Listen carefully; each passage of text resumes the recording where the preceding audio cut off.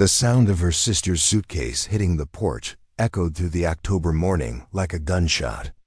22-year-old Emma Catherine Brooks stood in the doorway of the only home she'd ever known, her white cane trembling in her grip as she listened to her family's final verdict being delivered with cold precision. "You made your choice, Emma," her sister Margaret's voice cut through the crisp Boston air. "Now live with the consequences. Don't come crawling back when reality sets in." Emma's free hand instinctively moved to her still flat stomach, protecting the secret that had cost her everything. 6 weeks pregnant, blind since birth, and now completely alone in a world that had no patience for women who didn't fit its narrow definitions of acceptable. But what Emma couldn't know, as she stood there listening to her family's retreating footsteps, was that sometimes the end of one story becomes the beginning of something extraordinary.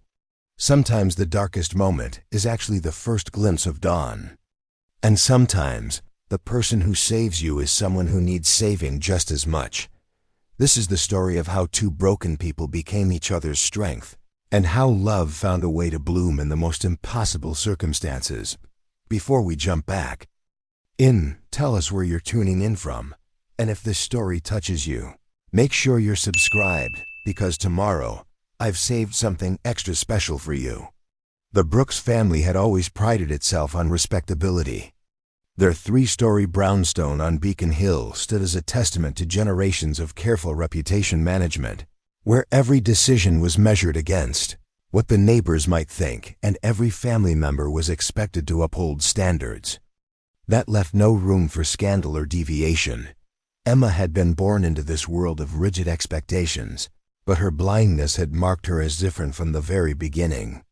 While her sighted siblings, Margaret and Thomas, were groomed for advantageous marriages and successful careers, Emma had been relegated to the role of the family's special burden, loved, certainly, but always with the understanding that her future would be limited and her contributions minimal. For 22 years, she had accepted this diminished role.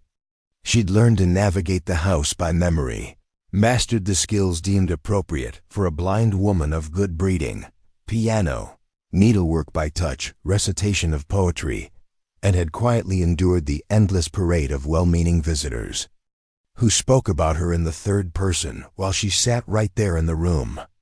"Such a shame about poor Emma," they would murmur to her mother. "She's quite accomplished for someone in her condition, isn't she? Will she be able to find a suitable arrangement?"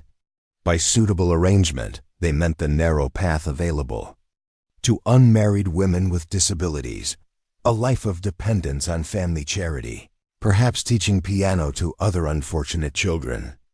Always grateful for whatever scraps of dignity were offered, and never expecting true independence or love, Emma had believed this was her destiny until she met James Whitmore at a church social 6 months ago. Unlike the awkward, pity-filled interactions she was accustomed to, James had spoken directly to her, had seemed genuinely interested in her thoughts and opinions rather than her limitations. He was a theology student at Harvard, handsome according to her sister's whispered descriptions, and from a respectable family that lived just 3 blocks away. For the first time in her life, Emma had dared to dream of something more than mere survival. James's attention had made her feel like a woman rather than a burden, and when he'd begun calling on her regularly, she'd allowed herself to believe that perhaps love could transcend the boundaries society had built around her disability. The courtship had been everything Emma had never dared to hope for. James would read to her from his theological texts, engaging her in discussions about philosophy and faith that revealed an intellect her family had never bothered to explore. He would describe the world around them during their carefully chaperoned walks, painting pictures with words that made her feel as though she could see the changing seasons, the expressions on people's faces, the beauty of a sunset she'd never witnessed with her eyes. "You have a way of seeing things that sighted people miss," he'd told her one afternoon as they sat in her family's parlor. "You listen with your whole being. You understand the heart of things that others are too distracted to notice." Those words had been like water to a woman dying of thirst. For the first time, someone had suggested that her blindness might be something other than a deficit, that perhaps she possessed insights that sight couldn't provide. When James had proposed, marriage 3 months into their courtship, Emma had wept with joy. The engagement had been announced in the proper papers, and suddenly she found herself the center of attention in ways that felt miraculous rather than pitying. She was going to be a wife, a partner, someone's chosen companion rather than an obligation to be managed. But fairy tales, Emma learned, were particularly cruel when they began to unravel. The first sign of trouble came when James began finding excuses to postpone their wedding date. His studies demanded more time than expected, he explained. His family needed him to focus on his final semester at Harvard. The wedding would happen, certainly, but perhaps it would be wiser to wait until he'd secured a permanent position with the church. Emma had accepted these delays with the patience of someone who had been taught to be grateful for whatever affection was offered. She continued her wedding preparations, working on her trousseau with the dedication of someone who believed that perfection might somehow guarantee happiness. The second sign came when James's visits became less frequent and his manner grew increasingly distant. Where once he had spoken of their future together with enthusiasm, now he seemed distracted during their conversations, often cutting visits short with vague mentions of urgent responsibilities. He's simply under tremendous pressure, Emma's mother had assured her when she'd tentatively expressed concern. Men become distant when they're focused on their careers. It's perfectly natural. But Emma's heightened senses, honed by years of relying on subtle audio cues and changes in atmosphere, detected something her family missed. There was guilt in James's voice now, a careful quality to his words that suggested he was measuring every statement for its potential impact. His touch when he helped her up from chairs or guided her through doorways had lost its warmth and become perfunctory. Still, she had clung to hope. Love, she told herself, required faith and patience. James was simply overwhelmed by the transition from student to professional life. Once things settled, their relationship would return to its former warmth. The truth had revealed itself on a humid August evening when Emma had decided to surprise James with a visit to his family's home. She had navigated the familiar 3 blocks carefully, her white cane tapping out the rhythm of her determination as she rehearsed the speech. She'd planned about understanding his pressures and wanting to support him through this difficult time. But as she'd approached the Whitmore family's front porch, voices from the open parlor window had stopped her in her tracks. Simply can't go through with it, Mother, James was saying, his voice carrying the exhausted tone of someone who had been having the same conversation repeatedly. I was young and foolish when I proposed. I thought I could overlook her condition, but the reality of what marriage would mean. You made a commitment, James, his mother's voice replied, though it lacked any real conviction. The engagement has been announced. A commitment to what kind of life? James's voice had grown sharp with frustration. Do you have any idea what it would be like, Mother? She can't manage a household independently. She can't see her own children's faces. Every social obligation, every professional function, would require me to spend my time managing her limitations rather than focusing on my career. Emma had stood frozen on the sidewalk, her hand gripping her cane so tightly her knuckles ached. And then there's the matter of inheritance, James had continued, his voice growing colder. Any children we might have could inherit her condition. Would you want me to risk passing blindness on to the next generation? What kind of future could I offer children who might never see? Perhaps, his mother had said carefully, there might be a way to extricate yourself without causing too much scandal. If the young woman were to develop cold feet, or if some other impediment were to arise. Double quotes. Emma had heard enough. She had turned and walked home through a haze of devastation, navigating the familiar streets while her world crumbled around her. Every kindness James had shown her, every word of love he had spoken, Every moment when she had felt valued and desired, all of it had been tainted by the knowledge that he had been measuring her worth against the inconvenience she represented. But heartbreak, Emma discovered, was only the beginning of her troubles. When she had missed her monthly cycle in September, she had initially attributed it to the stress of her deteriorating relationship with James. When the symptoms persisted into October, accompanied by morning nausea that left her weak and dizzy, the terrible truth had become unavoidable. She was pregnant. The one night when James had overcome his guilt and reserve, when their passion had briefly returned to its former intensity, had left her with a consequence that would destroy any possibility of salvaging their relationship or maintaining her place in respectable society. Emma had spent 2 weeks in agonized indecision before finally finding the courage to tell James about her condition. She had hoped, perhaps naively, that the news might reawaken his sense of duty, if not his love. Surely a man of faith and moral conviction would not abandon a woman carrying his child.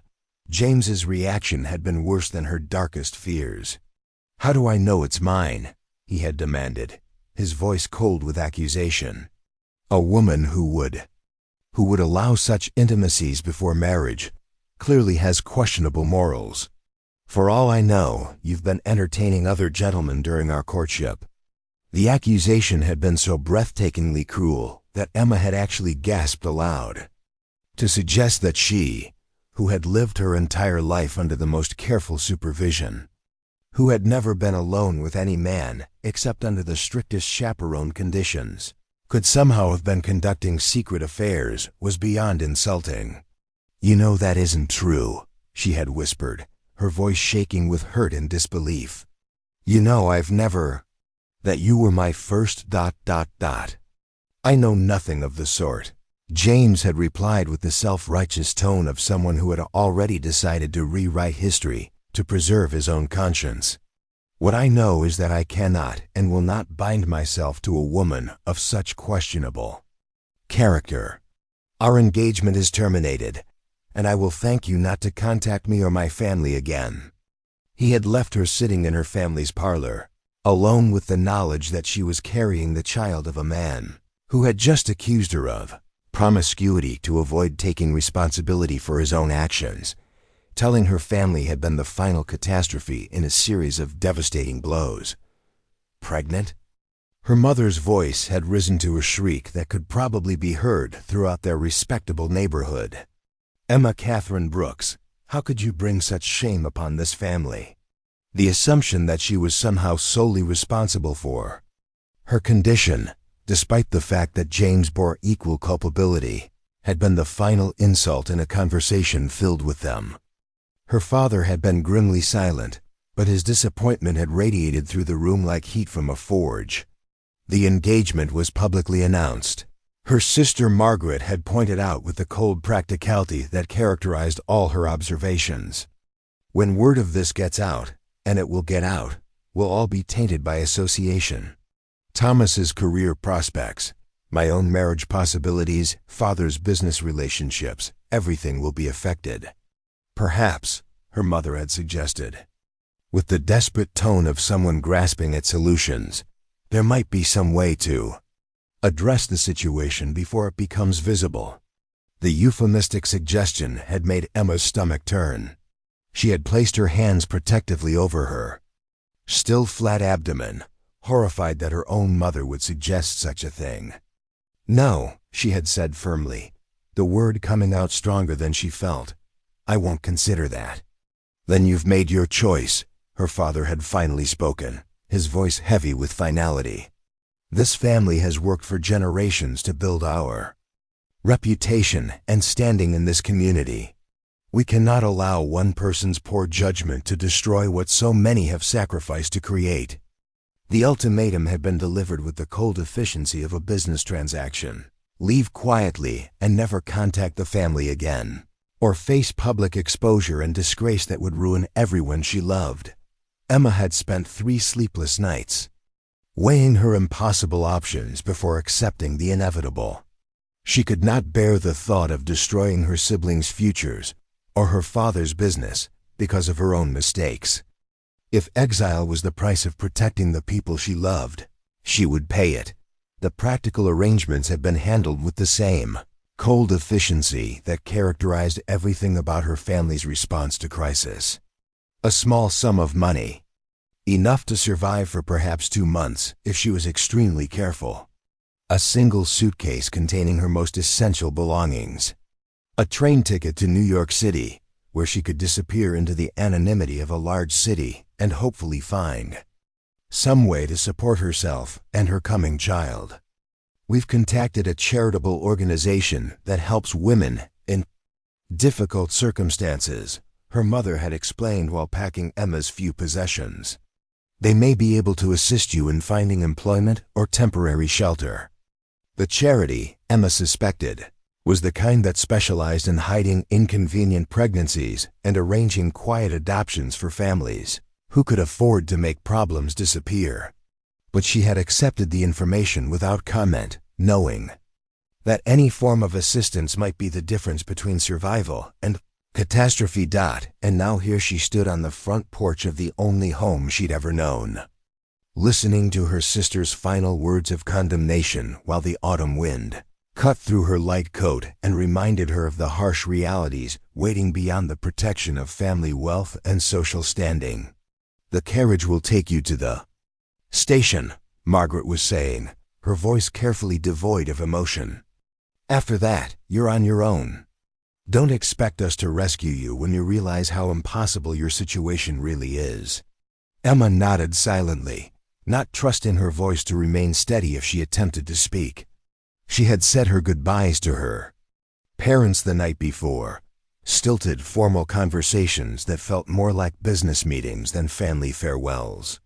Her father had shaken her hand as if she were a departing employee. Her mother had kissed her cheek with the dry efficiency of someone fulfilling an obligation. Only Thomas, her younger brother, had shown any real emotion during the farewells. He had hugged her tightly and whispered an apology for not being brave enough to stand up for her.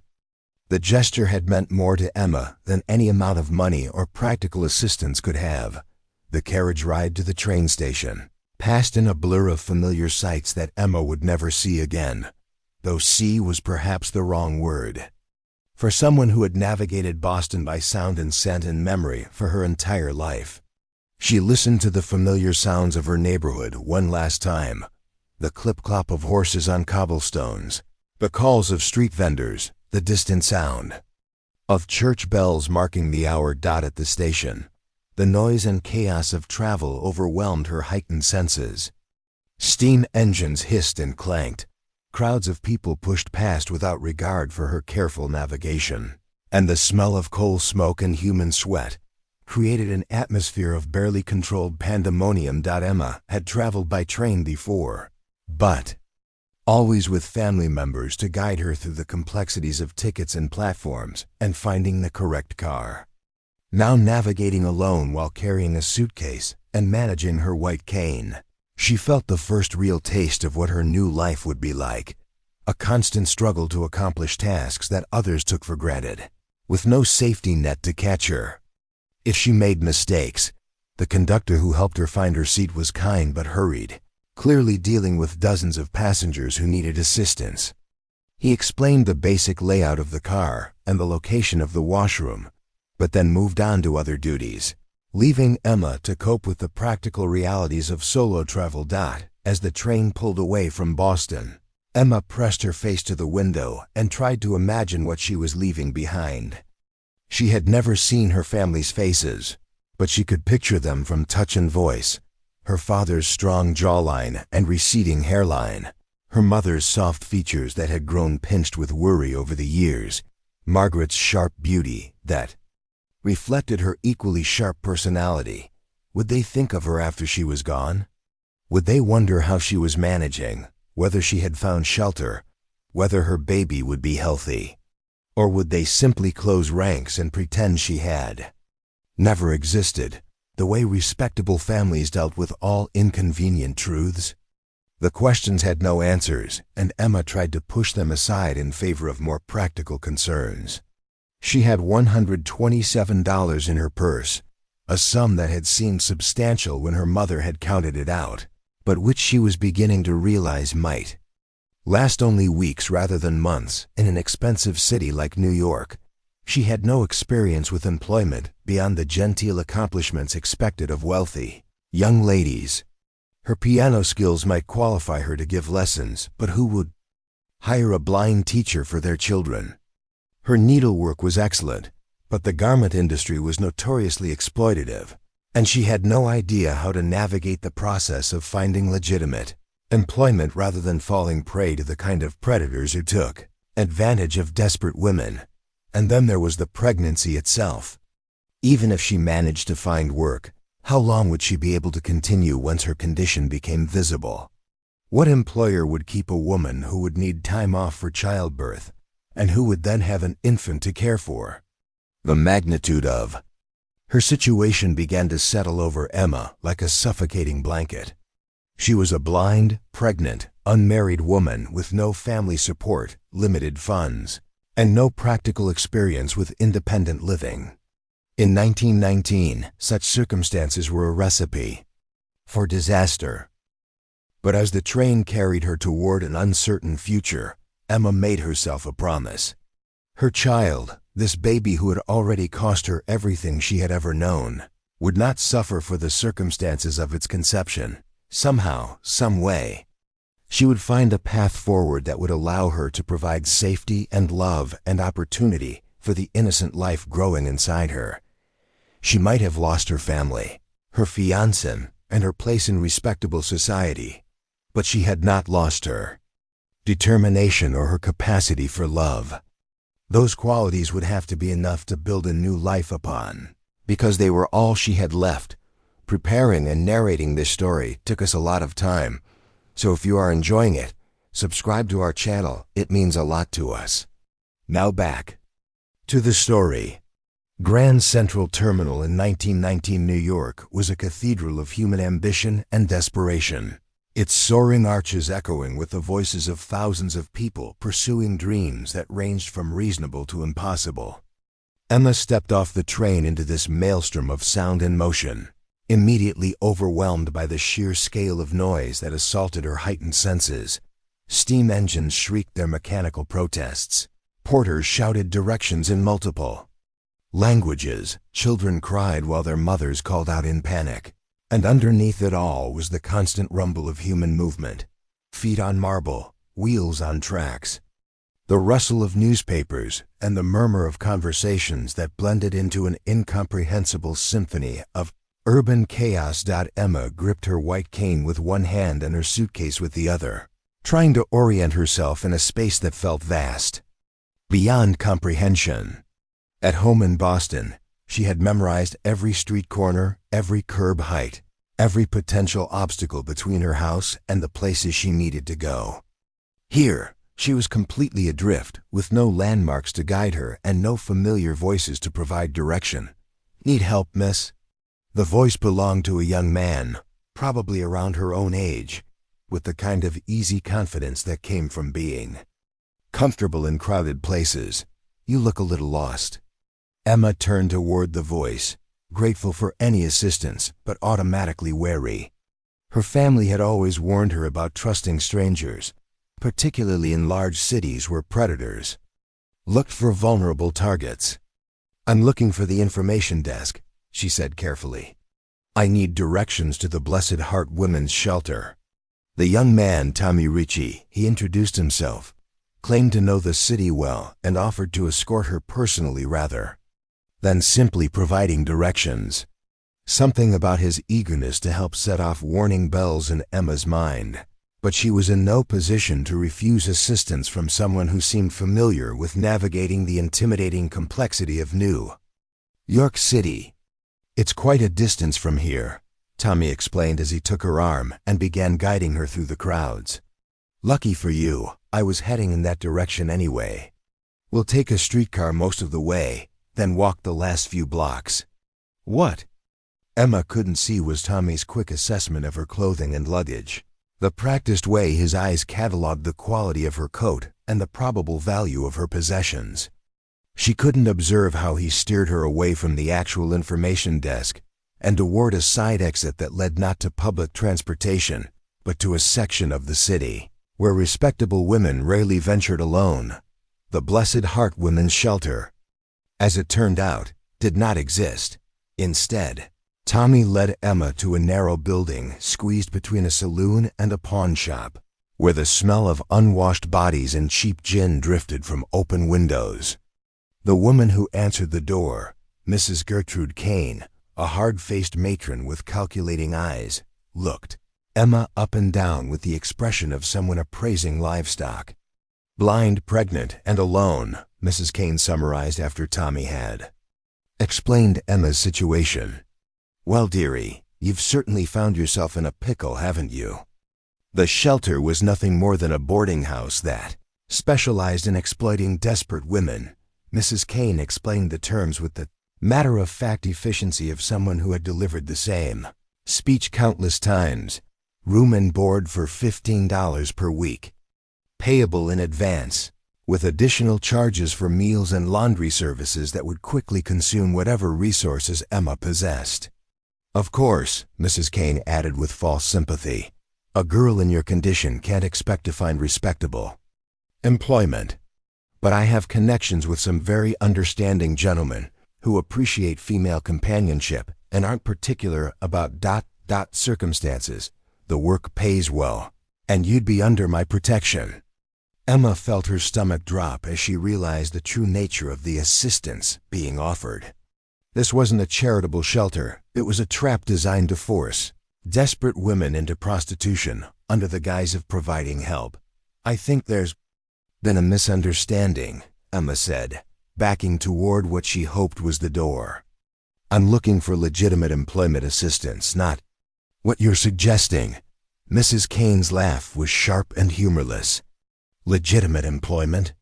Sweet child, what employer is going to hire a blind woman with a bastard child on the way? You've got exactly two choices. Accept my generous offer of protection, or try your luck on the streets with the other unfortunates who thought they were too good for honest work. Tommy, who had remained silent during this exchange, finally spoke up. Come on, Mrs. Kane, don't be so harsh. The girl's new to the city. She just needs time to understand how things work here. But Emma was beginning to understand exactly how things worked. Tommy's helpful offer to guide her had been anything but random kindness. He was what people called a steerer, someone who identified vulnerable newcomers and directed them toward establishments that paid commissions for fresh victims. I need to think about your offer, Emma said, trying to keep her voice steady, while her mind raced through her limited options. Perhaps I could return tomorrow with an answer. Mrs. Kane's expression hardened. Think all you want, dearie, but thinking doesn't change facts. You've got nowhere else to go and no other options. The sooner you accept that, the easier things will be for everyone. Emma spent that night in a cheap hotel room that consumed nearly a week's worth of her carefully hoarded funds, lying awake on a narrow bed that smelled of disinfectant and despair, while listening to sounds from the street that painted a vivid picture of the dangers awaiting women who found themselves alone in this unforgiving city.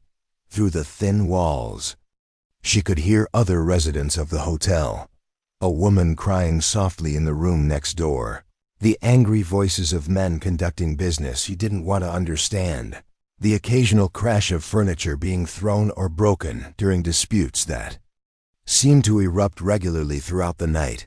This was her new reality, a world where her blindness made her an easy target for predators, where her pregnancy marked her as a woman who had already fallen from grace, and where her lack of family connections left her with no protection against those who would exploit her desperation.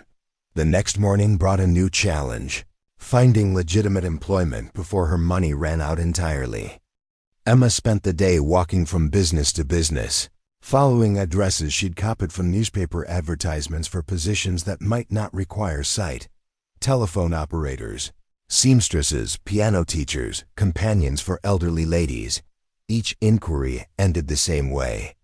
The moment potential employers realized she was blind, Their polite interest evaporated into awkward excuses and quick dismissals. Her pregnancy wasn't yet visible, but her white cane announced her disability before she could even speak, and in 1919, few businesses were willing to take chances on employees with special needs. "We appreciate your interest," became the standard refrain, but the position requires specific qualifications that might not be suitable for someone with your condition. By afternoon, Emma was exhausted, discouraged, and beginning to understand why Mrs. Kane had been so confident about her lack of alternatives. Legitimate society had no place for women like her, unmarried, disabled, and pregnant, which created a pipeline of desperate people who could be easily exploited by those willing to profit from human misery. She was sitting on a bench in Washington Square Park, trying to rest her aching feet and figure out her next move, when she encountered the second predator of her New York experience. "You look troubled, young lady," a smooth voice said from the bench beside her. "Perhaps I might be of assistance." The man introduced himself as Dr. Cornelius Wickham, claiming to be a physician who specialized in helping women in difficult circumstances. He was well-dressed, well-spoken, and projected the kind of professional authority that desperate people wanted to trust. "I couldn't help but notice your condition," Dr. Wickham continued, his voice full of sympathetic concern. "Unmarried, I presume? And facing the challenges that such circumstances present." Emma found herself pouring out her story to this apparently understanding stranger: her abandonment by her fiancé, her family's rejection, her unsuccessful attempts to find employment. Dr. Wickham listened with the patient attention of someone who had heard similar tales many times before. "My dear child," he said when she finished, "you're dealing with a situation that's far more common than you might imagine. Fortunately, there are solutions available to women of intelligence and discretion." Dr. Wickham's solution involved a private clinic where Emma's pregnancy could be resolved quickly and safely, allowing her to return to respectable society without the burden of an illegitimate child. He painted pictures of women who had taken this option and gone on to marry well, to build successful lives unencumbered by the consequences of youthful mistakes. "The procedure is expensive," he admitted, "but I have arrangements with certain gentlemen who are willing to provide financial assistance in exchange for companionship during the recovery period. You'd be staying in comfortable surroundings with other ladies in similar circumstances, and the gentlemen are all respectable businessmen who simply appreciate refined company." Once again, Emma found herself being offered a choice between prostitution and destitution, this time disguised as medical assistance and temporary employment. Dr. Wickham's clinic was merely another variation on Mrs. Kane's boarding house, a trap designed to exploit vulnerable women by presenting limited options as generous opportunities. "I appreciate your concern," Emma said carefully, "but I've decided to have my baby. I'm looking for ways to support myself and my child, not alternatives." Dr. Wickham's sympathetic demeanor shifted slightly, revealing something colder underneath. "I see. Well, my dear, I hope you understand the realities of your situation. An unmarried mother, particularly one with your limitations, faces a very difficult path. Children born under such circumstances rarely thrive, and mothers who refuse practical solutions often find themselves in circumstances too terrible to imagine." The threat was subtle but unmistakable. Emma was beginning to understand that New York City contained an entire ecosystem of people who preyed on desperate women, offering false kindness and manufactured choices that all led to the same destination: exploitation disguised as salvation. That evening, Emma calculated her remaining funds and faced the mathematical certainty of her situation. At her current rate of spending, she had perhaps 2 weeks before complete destitution. Her attempts to find legitimate employment had been universally unsuccessful, and every offer of help she'd received had come with unacceptable strings attached. She was trapped in a city that saw her blindness as a liability, her pregnancy as a moral failing and her desperation as an opportunity to profit. The wolves had been circling since the moment she stepped off the train, disguised as helpful strangers and concerned professionals, all waiting for her situation to become desperate enough that she would accept their terms. But Emma had not survived. 22 years of blindness without developing a stubborn streak that served her well in impossible circumstances. She might be vulnerable, but she was not naive. She might be desperate, but she was not without resources, intelligence, determination, and a fierce protective instinct toward her unborn child that made her willing to endure almost anything rather than surrender to the predators who surrounded her. The next morning, she made a decision that would change the trajectory of her story. Instead of continuing to search for employment in Manhattan, where her disability marked her as an easy target, she would use the last of her money to travel to a smaller city where she might have better chances of finding people willing to see her abilities rather than her limitations.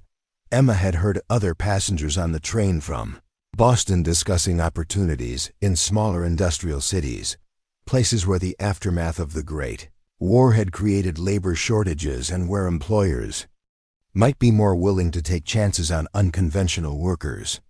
It was a gamble with money she couldn't afford to lose, but staying in New York meant certain exploitation by people who had perfected the art of trapping desperate women.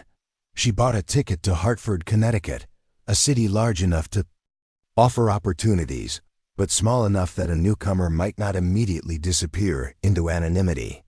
It was there, in a train station much smaller and less overwhelming than Grand Central, that Emma would encounter the person who would change her understanding of what kindness could look like when it came without hidden costs or ulterior motives. But first, she had to survive one more night in New York City, guarding her remaining possessions while surrounded by predators who had already marked her as prey.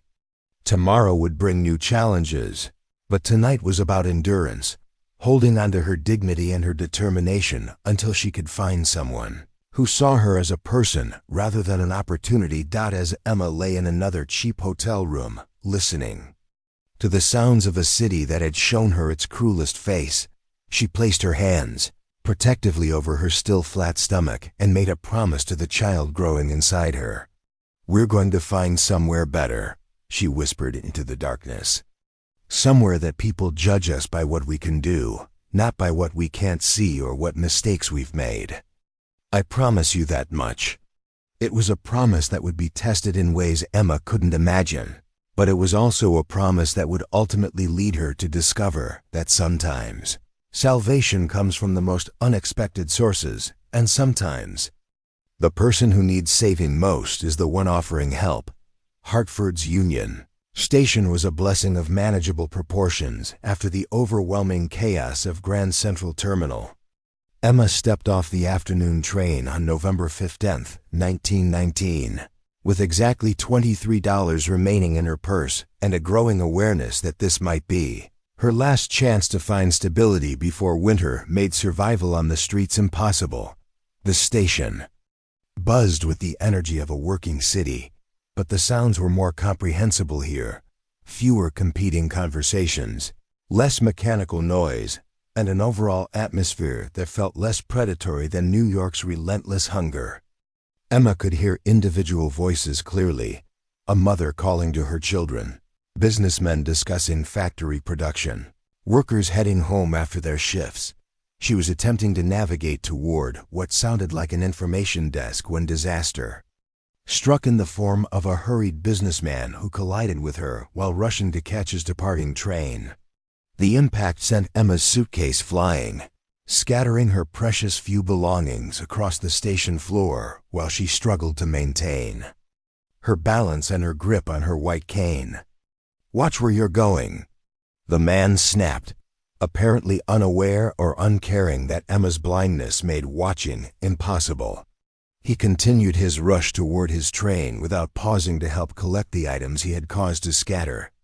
Emma knelt carefully on the cold station floor, feeling around desperately for her scattered possessions while other travelers stepped around her with varying degrees of annoyance and indifference. Her spare dress, her mother's prayer book, the small photograph of her family that she carried despite everything. All of it was strewn across dirty tile while strangers' boots threatened to trample what little she had left. "Easy there, miss. Let me help you with that." The voice was different from any Emma had heard since leaving Boston, gentle but not patronizing, concerned but not pitying. There was something else in it too, a quality she couldn't immediately identify, but that made her feel safer rather than more vulnerable. Strong hands began efficiently collecting her belongings, but unlike the grabbing, possessive touches she'd experienced from the predators in New York, these hands moved with careful respect for both her property and her dignity. "Looks like that fellow knocked you around pretty good," the voice continued. "Some people forget their manners when they're in a hurry. Name's Daniel Murphy, by the way." Emma looked up toward the voice and was startled to realize that Daniel Murphy was kneeling beside her on the station floor, putting himself at her level rather than looming over her the way most people did when offering assistance. It was a small gesture, but one that suggested genuine consideration for her comfort and dignity. "Emma Brooks," she replied, accepting her repacked suitcase with gratitude. "Thank you for helping. I'm afraid I'm not very adept at managing collisions yet." Yet, Daniel's voice carried a note of gentle humor. "You planning on getting better at them?" Despite everything, her desperate circumstances, her uncertain future, her complete lack of prospects, Emma found herself smiling for the first time in weeks. "I certainly hope not. But I'm beginning to think navigating crowds might require more practice than I initially realized." As Daniel helped her to her feet, Emma became aware of something unusual about her rescuer. His assistance came entirely from his right side, and when she reached out to steady herself, she encountered empty space where she might have expected his left arm to be. The realization hit her like a physical blow. This man, who had dropped everything to help a stranger collect her scattered belongings, was himself dealing with a significant disability. Yet he had offered assistance without hesitation, had gotten down on the floor to help her, despite what must have been considerable difficulty managing such movements with only one arm. "Are you injured?" Daniel asked, apparently noticing her sudden stillness. "That collision looked pretty forceful." "No, I'm fine," Emma managed, though she was anything but fine. The kindness from someone who clearly understood what it meant to navigate the world with physical limitations was almost overwhelming. "Are you do you need help yourself? I mean The arm?" Daniel's voice remained cheerful, without any of the bitterness or self-pity Emma might have expected. "Lost it in France, courtesy of a German artillery shell that had poor timing. But I've got the one that counts for most things. And it turns out you can accomplish quite a bit with determination and creative problem-solving." The casual way he mentioned what must have been a traumatic injury spoke to a strength of character that Emma recognized, the kind of resilience that came from refusing to let circumstances define your limitations. "You're a veteran," she said. And it wasn't a question. Army Corps of Engineers, 42nd Infantry Division. Spent 18 months in France helping build bridges and roads. Then 12 weeks in a field hospital learning how to tie my boots one-handed. Daniel's voice carried no trace of complaint, just matter-of-fact acceptance of realities beyond his control. "And you're someone who's recently had her world turned upside down, if I'm reading the signs correctly." Emma was startled by his perception. "What signs?" "Quality luggage, but not much of it. Expensive coat, but you're traveling alone without family or servants. Boston accent, but you're getting off a train in Hartford with the look of someone who has nowhere particular to go." Daniel paused, and when he continued, his voice was gentler.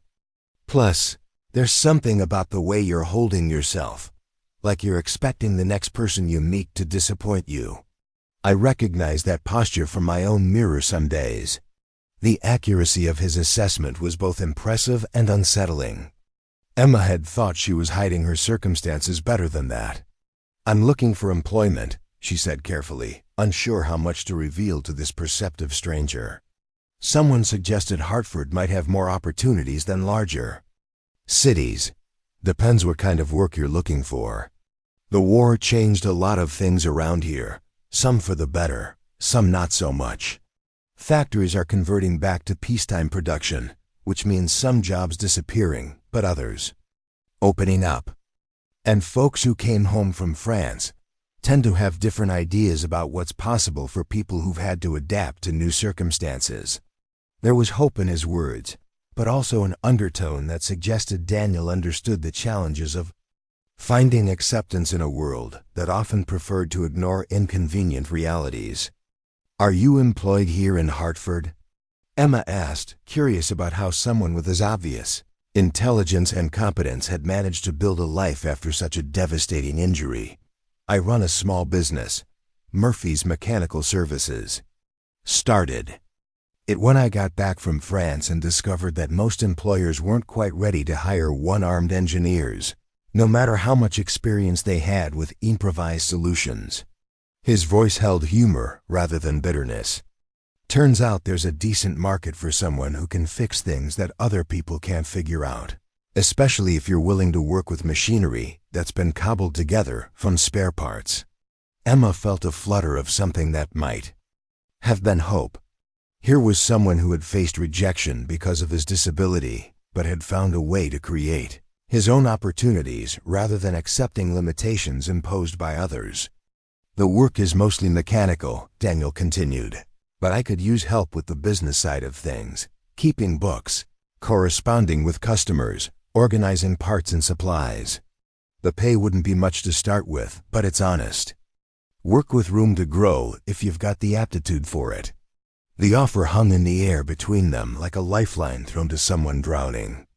Emma felt tears threaten, overwhelmed by the kindness of a stranger who was offering her exactly what she'd been searching for: legitimate employment with someone who understood what it meant to be judged by limitations rather than abilities.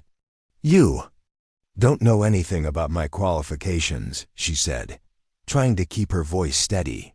"You don't even know why I left Boston or what kind of person I am.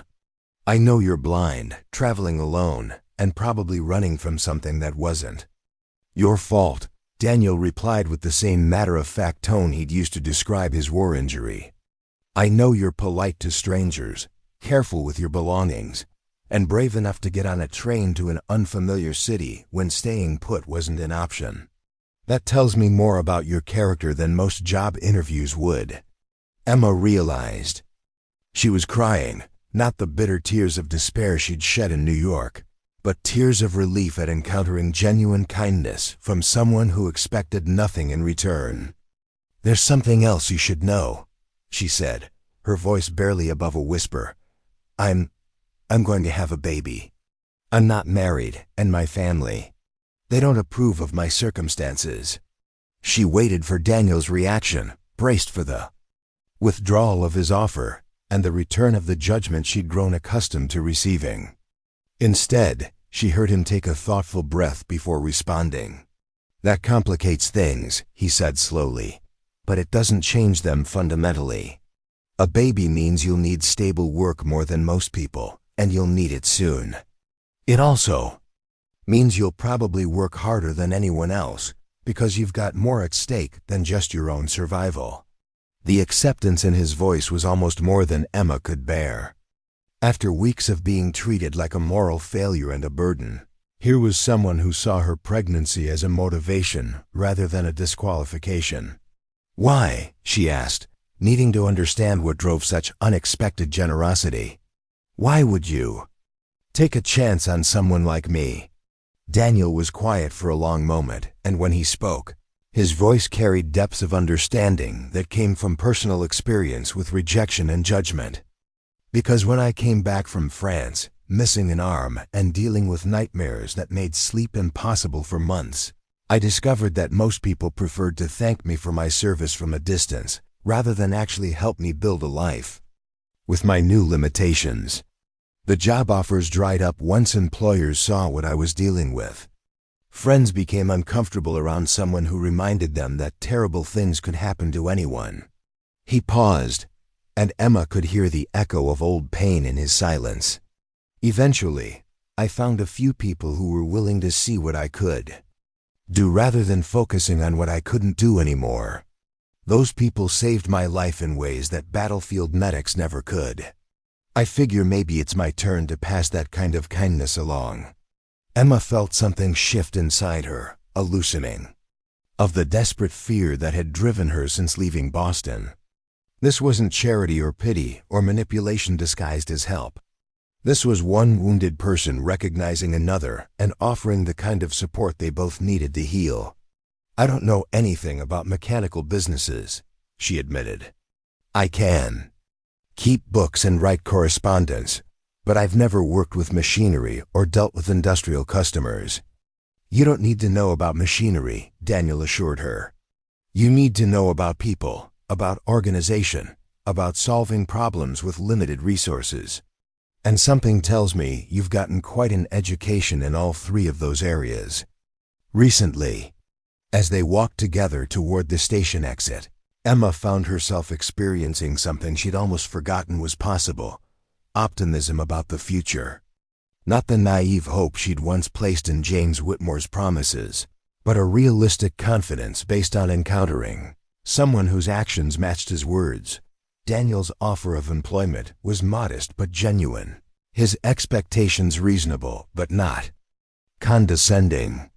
More importantly, he seemed to understand that dignity was as essential as wages for someone trying to rebuild their life from nothing. "There's a boarding house about 6 blocks from my shop," Daniel said as they emerged into the crisp November afternoon.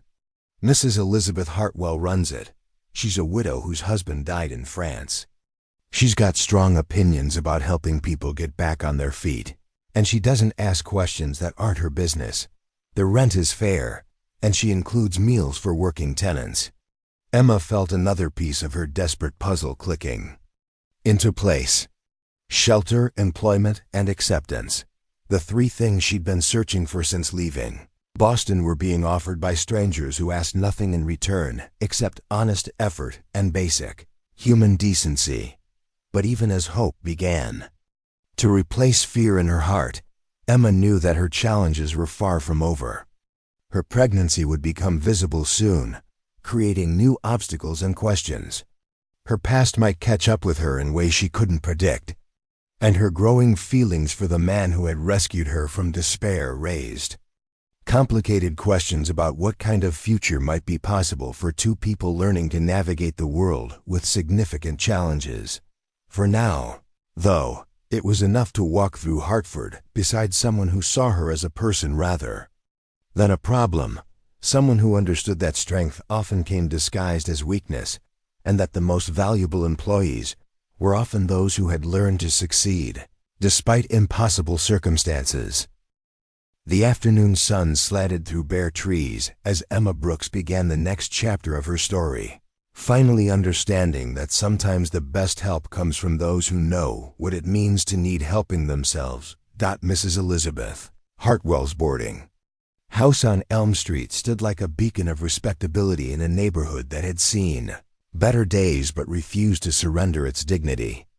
The 3-story Victorian home retained traces of former grandeur: intricate woodwork around the windows, a wraparound porch with decorative spindles, and a garden that showed evidence of careful tending despite the approaching winter. Emma approached the front door with Daniel beside her, nervously rehearsing the conversation she'd practiced during their 6-block walk from the train station.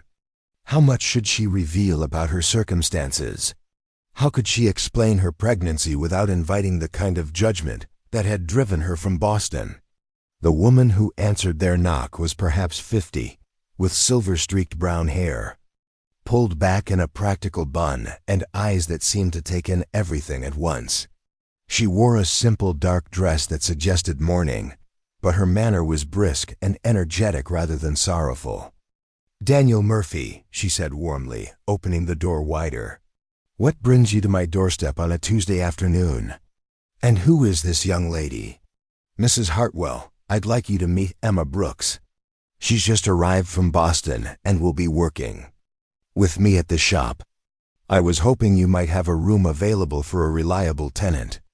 Mrs. Hartwell's sharp eyes moved from Daniel to Emma, taking in details that Emma couldn't see but could sense through the weight of her scrutiny. The boarding housekeeper was clearly someone who had learned to make quick assessments about people's character and circumstances. "Miss Brooks," Mrs. Hartwell said, her voice neutral but not unfriendly, "please come in. Daniel, you can wait in the parlor while Miss Brooks and I have a conversation." Emma felt a flutter of anxiety as she was separated from the one person in Hartford who had shown her kindness, but she understood that Mrs. Hartwell needed to evaluate her as a potential tenant, without influence from Daniel's obvious advocacy. The boarding house interior was clean and well-maintained, with the kind of attention to detail that spoke of pride in creating a proper home environment. Emma could smell beeswax polish, fresh bread, and the faint scent of lavender that suggested carefully maintained linens. Mrs. Hartwell led her to a small office off the main hallway, where the sounds of other residents going about their daily routines created a backdrop of comfortable domesticity. This was clearly a place where people lived rather than merely survived, where standards were maintained and community flourished. "Please sit down, Miss Brooks." Mrs. Hartwell's voice had softened slightly, though it retained its businesslike tone. "Daniel Murphy is a good man who doesn't make recommendations lightly, but I need to understand your situation before we discuss arrangements." Emma had prepared for this moment during her walk from the station, deciding that partial honesty was both safer and more dignified than elaborate deceptions that might unravel later. "I'm recently arrived from Boston," she began carefully. "My family circumstances changed rather suddenly, and I found it necessary to seek employment and lodging elsewhere. Mr. Murphy has kindly offered me work keeping books and managing correspondence for his business." Mrs. Hartwell was quiet for a moment, and Emma could sense the older woman weighing her words and trying to read between the lines of her carefully constructed explanation. "Family circumstances," Mrs. Hartwell repeated thoughtfully. "That covers quite a range of possibilities, doesn't it? Are you running from something dangerous, Miss Brooks? Because I won't harbor someone who might bring trouble to my other residents." "No," Emma said quickly. "Nothing dangerous, just disapproval. I made choices that my family found unacceptable, and they felt it was best if I made my own way in the world." It was true enough without being complete, and Emma hoped it would satisfy Mrs. Hartwell's need for information without revealing details that might change her willingness to offer shelter. "I see." Mrs. Hartwell's voice carried understanding rather than judgment. "And your condition? When do you expect the baby to arrive?" Emma's heart stopped. She had thought her pregnancy was still invisible, hidden beneath her loose-fitting coat and the natural camouflage of winter clothing. How had Mrs. Hartwell detected what she'd hoped to keep secret for several more weeks? How did you Emma stammered, feeling heat rise in her cheeks. Mrs. Hartwell's laugh was surprisingly gentle. "My dear child, I've been managing a boarding house for 12 years, and helping women in difficult circumstances for longer than that. There are signs that become obvious once you know what to look for: the way you hold yourself, the careful way you move, the particular kind of exhaustion around your eyes." Emma felt exposed and vulnerable, waiting for the inevitable withdrawal of hospitality that had followed every previous revelation of her pregnancy. Instead, Mrs. Hartwell continued, in the same practical tone, "The baby will arrive sometime in late spring, I'd guess. That gives us time to make proper arrangements. You'll need a room on the ground floor once you get further along, and we'll want to ensure you have adequate nutrition during the winter months." The matter-of-fact acceptance was so unexpected that Emma felt tears threaten once again. You don't disapprove?" "Child, I disapprove of men who make promises they don't intend to keep and families who abandon their daughters when they need support most." I don't disapprove of women who find themselves in difficult circumstances through no fault of their own.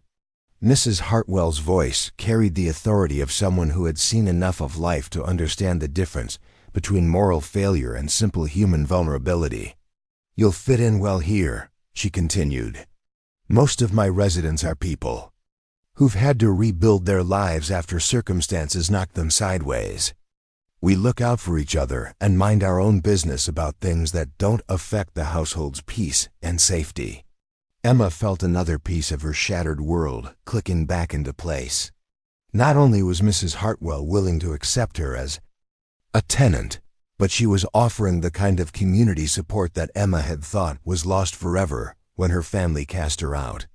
The rent is $8 per week, including breakfast and dinner, Mrs. Hartwell explained. You'll be responsible for your own lunch and laundry, though we have arrangements for communal washing on Mondays and Thursdays. House rules are simple. No gentlemen visitors in the rooms, no alcohol on the premises, and respectful behavior toward other residents at all times. $8 per week would consume more than half of what Daniel had indicated her starting salary would be, but it was reasonable compared to her experiences in New York, and it included meals that would ensure proper nutrition during her pregnancy. I can manage the rent, Emma said, mentally calculating her remaining funds and hoping that Daniel's business would prove successful enough to sustain regular wages. Good. Daniel mentioned you'd be working with his mechanical services business. That's steady work with a man who has a reputation for fairness and competence. You'll do well there if you're willing to learn and adapt to unconventional situations. When they rejoined Daniel in the parlor, Emma felt lighter than she had since leaving Boston. She had found not just shelter, but a community, not just a landlady, but someone who understood that women sometimes needed support rather than judgment when life took unexpected turns. All settled? Daniel asked, rising from his chair with the careful balance of someone who had learned to compensate for altered equilibrium. Miss Brooks will be staying in the blue room on the second floor, Mrs. Hartwell announced. She can move in this evening, and I'll introduce her to the other residents at dinner. Daniel, you make sure she gets a proper meal before she starts work tomorrow. She looks like she hasn't been eating enough. The casual concern in Mrs. Hartwell's voice made Emma realize how long it had been since anyone had worried about her basic well-being. In Boston, her family's care had come wrapped in criticism and control. In New York, every offer of help had hidden ulterior motives. Here, for the first time, she was experiencing simple human kindness without strings attached. The next morning, Emma began her new life as an employee of Murphy's Mechanical Services. Daniel's workshop occupied the ground floor of a narrow building on State Street, with living quarters above that he had converted into office space and storage for parts and equipment. The business was unlike anything Emma had experienced, but she quickly discovered that her skills transferred more easily than she had expected. Daniel's customers were primarily small manufacturers and workshop owners who needed repairs or modifications to equipment that was often improvised or outdated.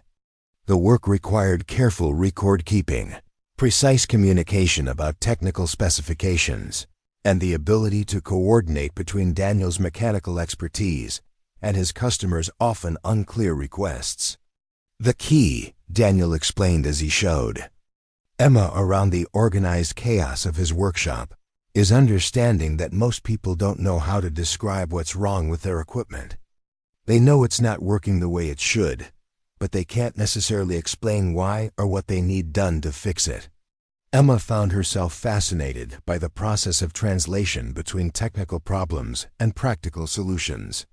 Her blindness, which had seemed like such a barrier to employment, actually proved useful in this environment, where much of the diagnostic work involved listening to sounds that machines made when they weren't functioning properly. You hear things differently, Daniel observed after Emma correctly identified a bearing problem in a textile mill's loom simply by listening to its operation. Most people rely so heavily on sight that they miss audio cues that are just as important for understanding how mechanical systems work. The work was challenging but engaging, requiring her to learn new vocabulary and concepts while applying organizational skills she had developed during her privileged upbringing. More importantly, it was work that mattered, helping small businesses stay operational, supporting the kind of entrepreneurial enterprise that was rebuilding the American economy after the war, but perhaps most significantly, working closely with Daniel allowed Emma to see how someone could rebuild their life after devastating loss while maintaining dignity, humor, and genuine care for others. Daniel never complained about the limitations imposed by his missing arm, but he had clearly spent considerable time developing workarounds and adaptive techniques that allowed him to maintain his independence and professional competence. Trick, he told Emma during one of their lunch breaks, is focusing on what you can do rather than what you can't do. There's always another way to solve a problem if you're willing to think creatively and accept that your solution might look different from other people's. Emma found herself applying this philosophy to her own challenges. Her pregnancy was becoming more noticeable as winter progressed, requiring adjustments to her clothing and her work routines. But instead of seeing it as an obstacle to overcome, she began thinking about how to incorporate the reality of coming motherhood into her plans for building a stable life. Daniel, for his part, proved to be an employer who valued competence over convention. When Emma's pregnancy became obvious to customers and suppliers, he handled their reactions with the same matter-of-fact confidence he brought to mechanical problems. "Miss Brooks manages the business side of our operation," he would say to anyone who seemed inclined to comment. "Her personal circumstances don't affect her ability to keep accurate books or correspond with customers, any more than my missing arm affects my ability to repair your equipment." The simple statement of fact usually ended any awkward conversations, and Emma began to understand that Daniel's confidence in her abilities gave others permission to focus on her work rather than her circumstances. As the weeks passed, Emma found herself settling into a routine that felt sustainable and even comfortable. She would wake early in Mrs. Hartwell's boarding house, share breakfast with other residents who were rebuilding their own lives, walk to Daniel's workshop, spend her days managing correspondence and coordinating repairs, then return to the boarding house for dinner and quiet evenings preparing for the next day's challenges. It wasn't the life she had planned when she was engaged to James Whitmore, but it was a life built on honest work and genuine relationships rather than social expectations and financial dependency. More importantly, it was a life where her blindness was accommodated rather than seen as a disqualification, where her pregnancy was accepted rather than judged, and where her contributions were valued rather than merely tolerated.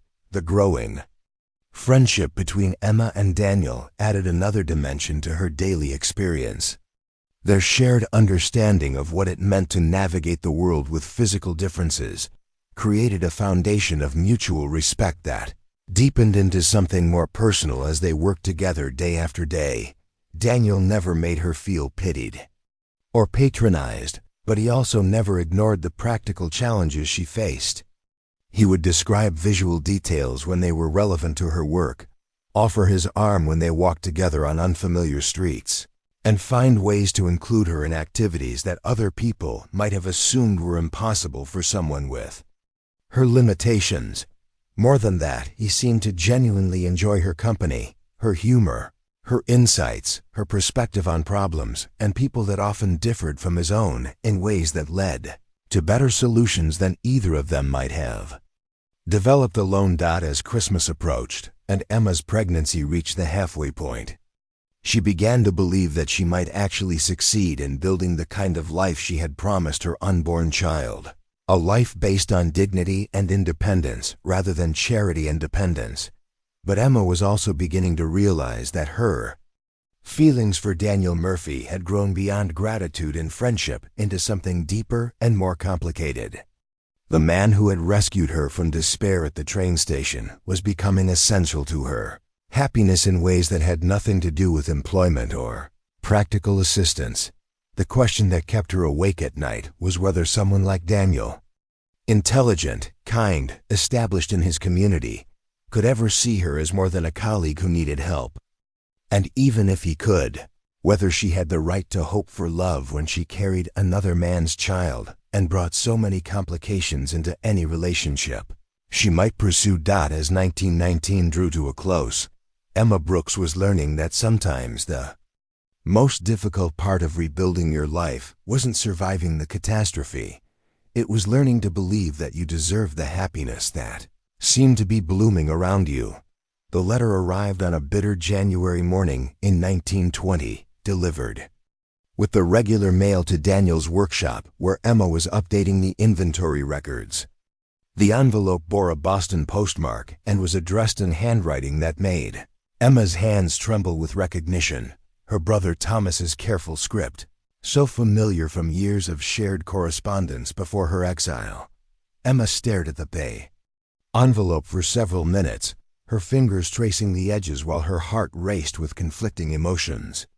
Thomas had been the only family member to show genuine sorrow at her departure, the only one who had seemed to understand that her circumstances were more tragedy than moral failing. But his failure to defend her during that final, devastating confrontation had left wounds that hadn't fully healed. Daniel noticed her stillness from across the workshop where he was calibrating a pressure gauge for Hartford manufacturing. "Everything all right over there? You've been holding that letter for 10 minutes without opening it." "It's from my brother," Emma said quietly. "I haven't heard from my family since I left Boston 3 months ago. I'm not sure I want to know what he has to say." Daniel set down his tools and moved to the desk where Emma sat, his presence immediately comforting despite her emotional turmoil. "Would you like me to read it first? Sometimes it's easier to hear difficult news than to discover it yourself." The offer was so similar to what Jack Morrison had offered Clara in the story Emma had read months ago that she almost smiled despite her anxiety. But unlike that fictional scenario, Emma found herself needing to face whatever Thomas had written directly, without the buffer of someone else's interpretation. "No, but thank you. I need to know what he says, whatever it is." With careful fingers, Emma opened the envelope and unfolded the letter, running her fingertips across the familiar texture of her family's expensive stationery. She had taught herself to read Braille years ago, but Thomas had never learned the raised dot system, so she would need Daniel's help after all. "Actually," she said, swallowing her pride, "would you mind reading it aloud? My brother writes in standard script." Daniel accepted the letter without comment, but Emma could sense his careful attention as he scanned the contents before beginning to read. His slight pause suggested the news was neither entirely good nor completely devastating. "Dear Emma," Daniel began, his voice taking on the cadence of someone reading another person's words. "I hope this letter finds you well and that you have found the stability and peace that were denied to you here in Boston. I am writing against mother and father's explicit wishes, but my conscience will not allow me to remain silent about developments that may affect your safety." Emma felt a chill that had nothing to do with the January weather. "What kind of developments?" Daniel continued reading. "James Whitmore has apparently been spreading rumors about the circumstances of your departure from Boston. He has told anyone who will listen that you fabricated the pregnancy to trap him into marriage, and when that failed, you attempted to extort money from his family through false accusations and threats of scandal." The blood drained from Emma's face as she absorbed the magnitude of James's betrayal. Not content with abandoning her, he was now actively destroying her reputation to protect his own standing in Boston society. "Furthermore," Daniel continued, his voice tight with barely controlled anger, "James has hired a private investigator to locate you. He claims this is necessary to protect himself against potential future blackmail attempts, but I suspect his motivations are more vindictive than protective. The investigator has been asking questions about your possible destinations and may have traced you to New York City.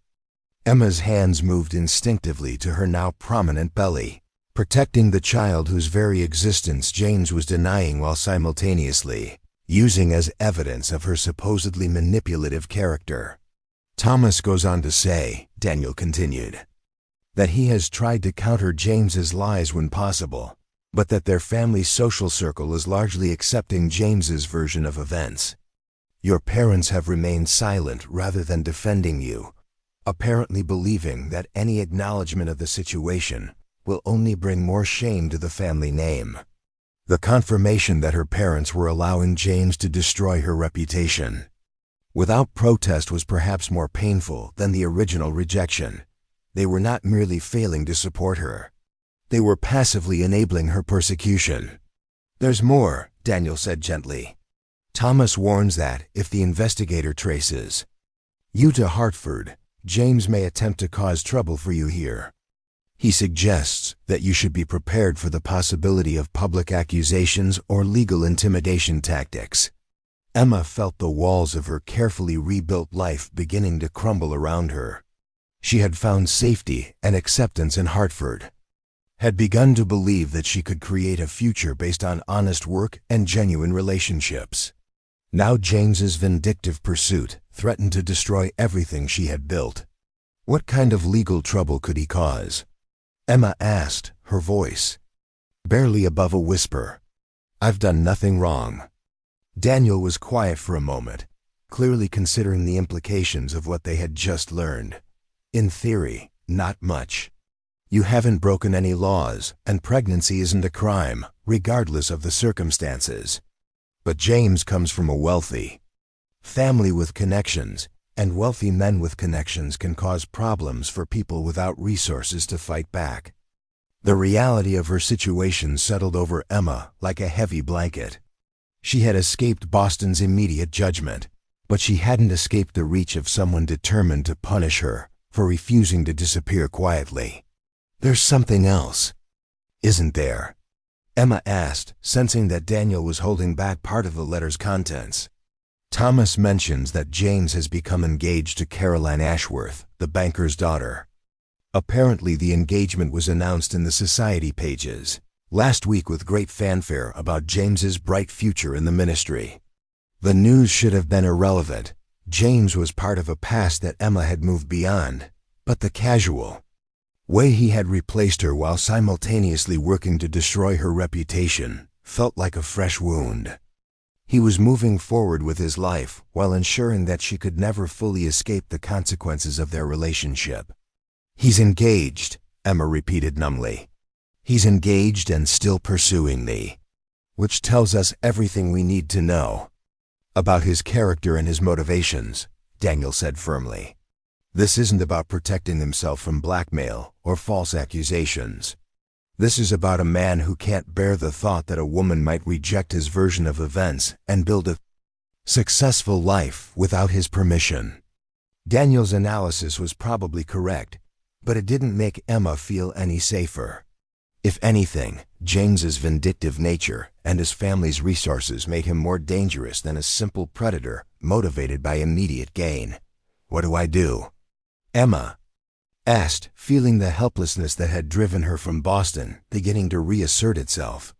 If he finds me here, if he starts spreading the same lies to your customers and Mrs. Hartwell's neighbors, then we deal with it, Daniel said simply. This is your home now, Emma. You have friends here, people who know your character and your worth. James Whitmore may have been able to control the narrative in Boston where his family has influence, but Hartford is different. The confidence in Daniel's voice was reassuring, but Emma knew how quickly social opinion could turn against a woman with a questionable reputation. Her pregnancy was now obvious to anyone who looked, and she was unmarried, living in a boarding house, working in an unconventional job. All the elements were present for a scandal that could destroy not just her own prospects, but also damage Daniel's business and Mrs. Hartwell's respectable establishment. You don't understand, Emma said, frustration creeping into her voice. When a man like James starts telling stories about a woman like me, people believe him. I've seen it happen. The truth doesn't matter when one person has social standing and the other doesn't. Daniel was quiet for a long moment, and when he spoke, his voice carried a weight of personal experience that Emma recognized. "You're right that I don't fully understand what it's like to be a woman facing that kind of character assassination," he admitted. "But I do know what it's like to have people make assumptions about your capabilities and your worth based on things you can't control. When I came back from France, I discovered that some people would always see the missing arm before they saw anything else about me."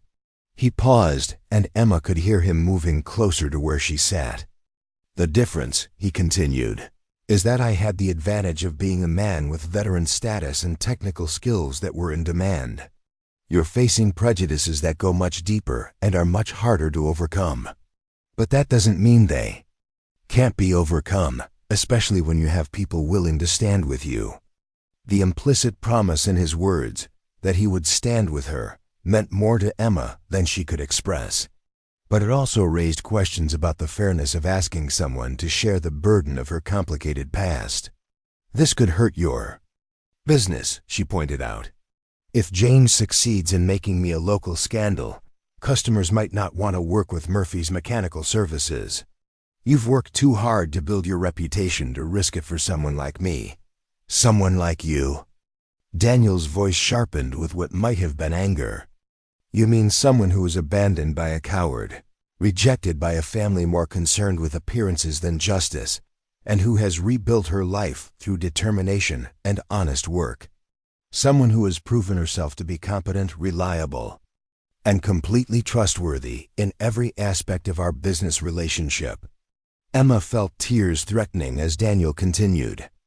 "Emma, if James Whitmore wants to come to Hartford and try to destroy your reputation, he's going to discover that you're not the friendless, defenseless woman he left stranded in Boston.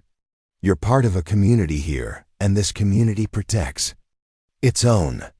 The fierce protectiveness in Daniel's voice stirred something in Emma that she had thought was lost forever, the belief that she might actually deserve to be defended and protected. But even as hope flickered in her heart, practical concerns reasserted themselves. What if the investigator has already traced me here? What if James is already on his way? "Then we prepare," Daniel said pragmatically. "We make sure Mrs. Hartwell knows what we're dealing with so she can't be caught off guard by accusations or rumors. We document everything about our business relationship so there can be no question about your employment history here. And we make sure our friends and customers understand your value to this community before James has a chance to poison their opinions." It was a reasonable plan, but Emma knew that defense against character assassination required more than just preparation. It required the kind of social connections and community standing that she, as a relative newcomer with an unconventional background, simply didn't possess. "Daniel," she said quietly, "you need to understand something. If James comes here, if he starts his campaign of lies and innuendo, the easiest way for you to protect yourself and your business would be to distance yourself from me. I wouldn't blame you for making that choice." The suggestion seemed to genuinely shock Daniel. "Are you suggesting I should abandon you at the first sign of trouble? That I should prove James right about how women in your circumstances get treated when things become difficult?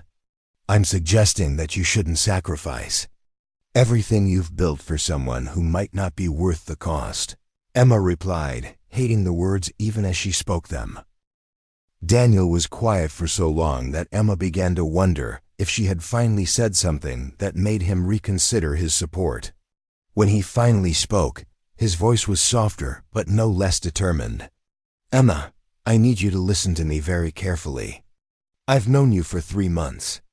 In that time, I've watched you transform my business from barely organized chaos into a model of efficiency and professionalism.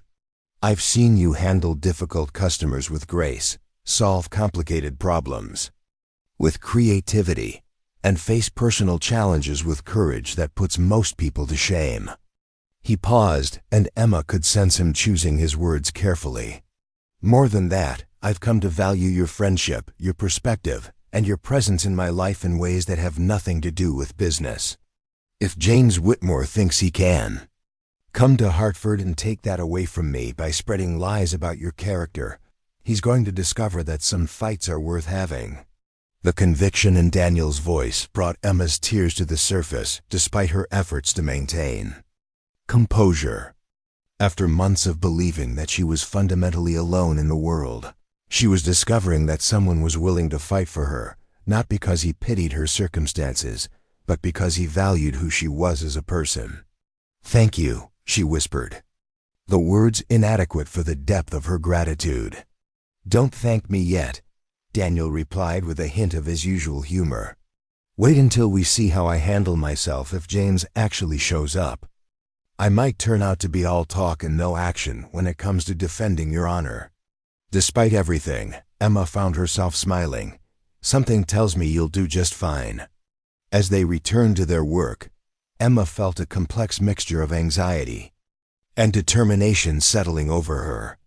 James's pursuit represented a genuine threat to the life she had built in Hartford, but it also represented something else, an opportunity to prove that she was no longer the helpless dependent woman who had been driven from Boston in shame.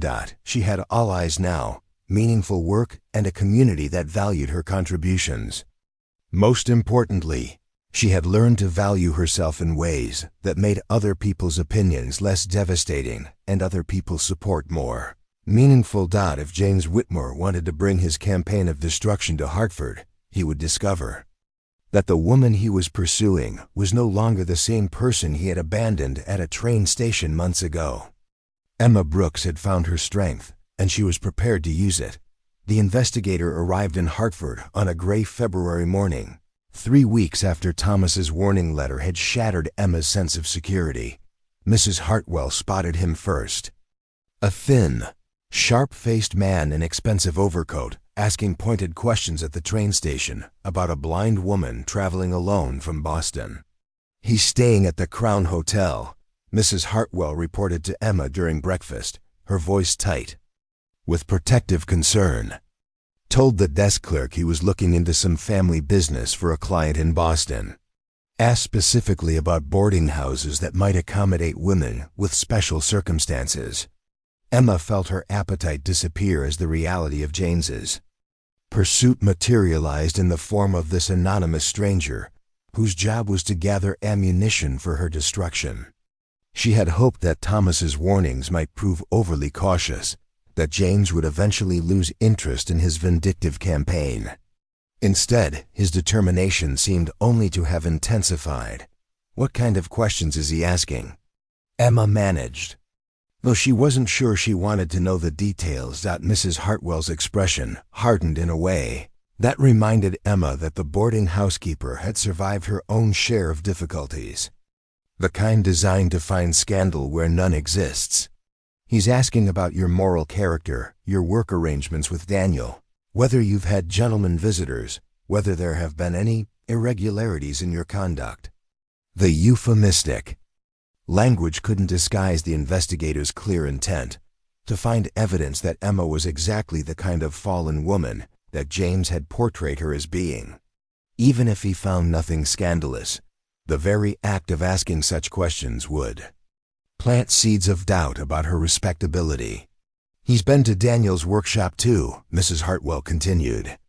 "Spoke with some of the customers yesterday afternoon, asking about the nature of your employment and whether there might be personal arrangements beyond the professional relationship."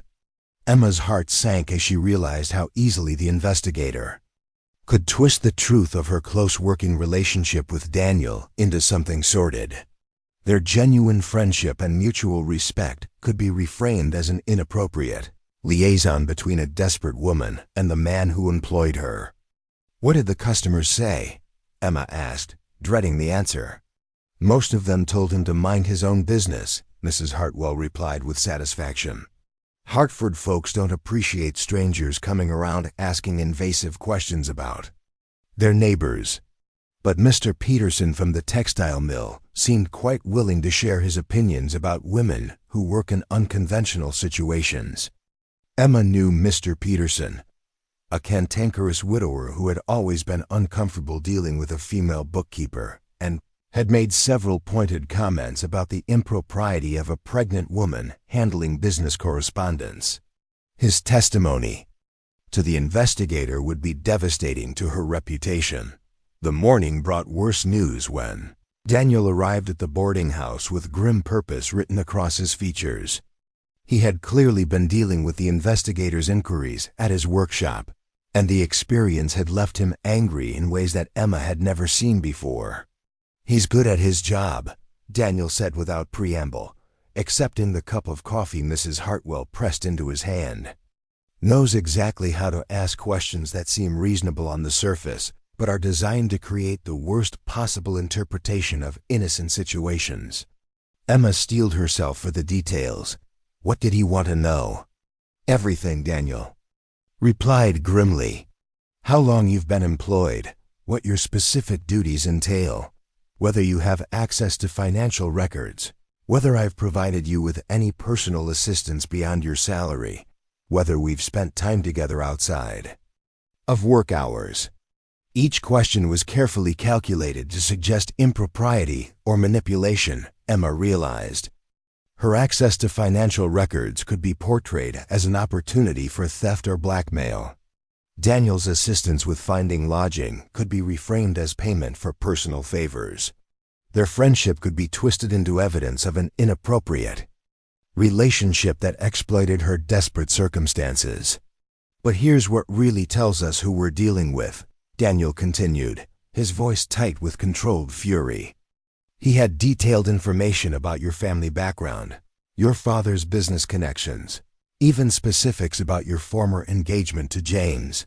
This wasn't a fishing expedition. He came here already knowing exactly what story he wanted to build about you." The sophistication of the investigation was both impressive and terrifying. James wasn't simply trying to locate Emma. He was constructing a comprehensive case designed to destroy any possibility of her building a respectable life elsewhere. "He knows about the baby," Emma said quietly. It wasn't a question. "He knows everything," Daniel confirmed. "The pregnancy, the circumstances of your departure from Boston, probably even details about your finances and employment search in New York. James has been thorough in his vindictiveness." Mrs. Hartwell spoke up from her position by the window, where she had been keeping watch for any sign of the investigator's return. "There's something else. I spoke with Mrs. Davidson from the church auxiliary yesterday evening. Apparently, this investigator fellow has been asking questions there, too, specifically about whether any of the local ladies have noticed anything questionable about your behavior or associations." The church auxiliary represented the heart of Hartford's respectable society, the wives and daughters of businessmen and professionals whose opinions shaped community standards. If the investigator succeeded in planting doubts about Emma's character among these influential women, the damage to her reputation would be swift and irreversible. "What's his next move likely to be?" Emma asked, trying to think strategically rather than simply react emotionally to each new threat. Daniel was quiet for a moment, clearly considering the investigator's methodology. "Based on the pattern of questions, I think he's building toward a public confrontation. He's gathering enough information to make accusations that sound credible. Then he'll probably arrange for James to arrive and make a dramatic scene designed to force you into a defensive position." The strategy was clever and cruel. By the time James appeared to make his accusations, the investigator would have already prepared the ground by raising questions about Emma's character and conduct. James could then position himself as the wronged party, finally tracking down a woman who had attempted to deceive and extort him. "They're going to make it look like I fled Boston because I was caught in lies," Emma realized. "That I came here to prey on another unsuspecting man's kindness. That seems to be the plan," Daniel agreed.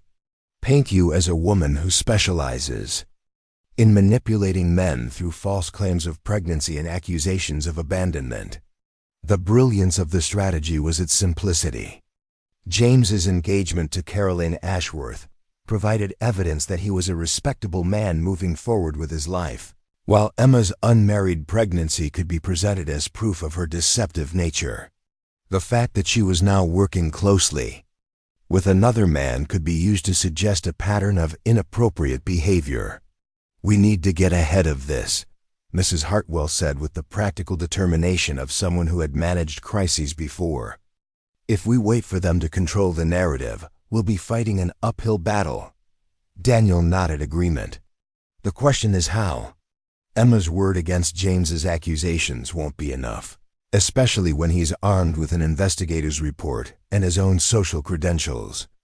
Emma felt the familiar helplessness beginning to creep back into her consciousness.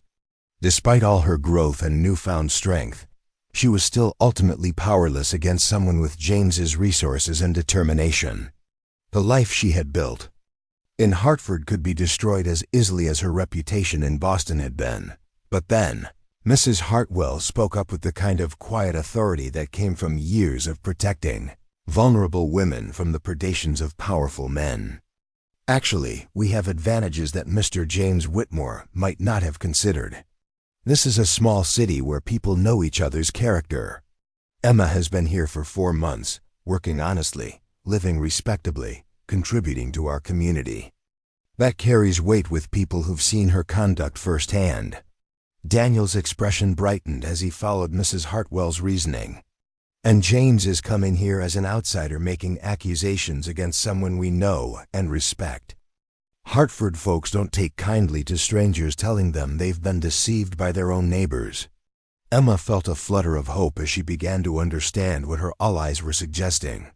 Instead of waiting to defend against James's accusations, they could present their own version of events to people who were already inclined to trust them. "We tell the truth," Mrs. Hartwell continued, "all of it. Emma's engagement to a man who abandoned her when she became pregnant, her family's rejection, her arrival here seeking honest work and finding it. We let people judge for themselves whether that sounds like the behavior of a manipulative deceiver or a woman who faced terrible circumstances with dignity." "But what about the pregnancy?" Emma asked. "Unmarried motherhood is still scandalous, even when the circumstances aren't the woman's fault." Daniel was quiet for a moment, and when he spoke, his voice carried a weight of decision that suggested he had been considering this moment for some time. "What if you weren't unmarried?" he said carefully. "What if the pregnancy were legitimized by more recent developments?" Emma's heart stopped as she realized what Daniel was suggesting. Marriage would indeed solve the scandal of her pregnancy and provide unassailable protection against James's accusations. But marriage as a defensive strategy raised questions about motivation and fairness that made Emma uncomfortable. "Daniel," she said carefully, "you can't marry me just to protect me from scandal. That's not fair to you, and it's not the kind of marriage either of us deserves." "Who says it would just be for protection?" Daniel replied, his voice soft but steady. "Emma, I've been thinking about this for weeks, long before Thomas's letter arrived. What we have together, our partnership, our friendship, the way we understand each other's challenges, that's the foundation for something deeper if we choose to build on it." Mrs. Hartwell discreetly retreated to the kitchen, giving them privacy for a conversation that had moved beyond practical strategy into deeply personal territory. "I care about you," Daniel continued, "more than care about you. I love your intelligence, your strength, your refusal to let circumstances defeat you. I love the way you've transformed not just my business, but my entire understanding of what partnership can look like between two people who refuse to let the world define their limitations." Emma felt tears threatening as she heard words she had never expected to hear from anyone, let alone from a man whose own worth she had come to treasure so deeply. "But the baby," she whispered, "it's another man's child." "The baby is your child," Daniel corrected gently. "And if you'll have me, if you'll trust me with both of your futures, I'd be honored to be the father this child deserves rather than the one biology provided." The offer was so generous, so completely different from James's rejection and abandonment. that Emma found herself crying in earnest. Daniel was offering not just marriage but genuine partnership, not just protection but love, not just acceptance of her child but enthusiastic embrace of the family they could become together. "Are you sure?" she asked through her tears. "Are you absolutely certain you want to take on all of this? The scandal, the complications, the responsibility?" Daniel's answer came in the form of action rather than words. She heard him move closer, felt his hand gently touch her face, and then felt his lips brush softly against hers in a kiss that tasted of promise and hope, and the kind of love that transformed obstacles into opportunities. "I've never been more sure of anything in my life," he said when they separated. "Emma Brooks, will you marry me?" "Yes," she whispered, meaning it with every fiber of her being. "Yes, Daniel Murphy, I will marry you." As they held each other in Mrs. Hartwell's boarding house parlor, Emma realized that James's vindictive pursuit had accomplished exactly the opposite of what he'd intended. Instead of destroying her new life, his threats had catalyzed the final step in her transformation from victim to victor, from abandoned woman to beloved wife, to dash be dot. Let James come to Hartford with his accusations and his investigators' report. He would find not a defenseless target, but a woman surrounded by people who loved and respected her. A woman whose future was secured by genuine partnership rather than false promises. The storm was coming, but Emma Brooks was no longer afraid of storms. She had learned to dance in the rain.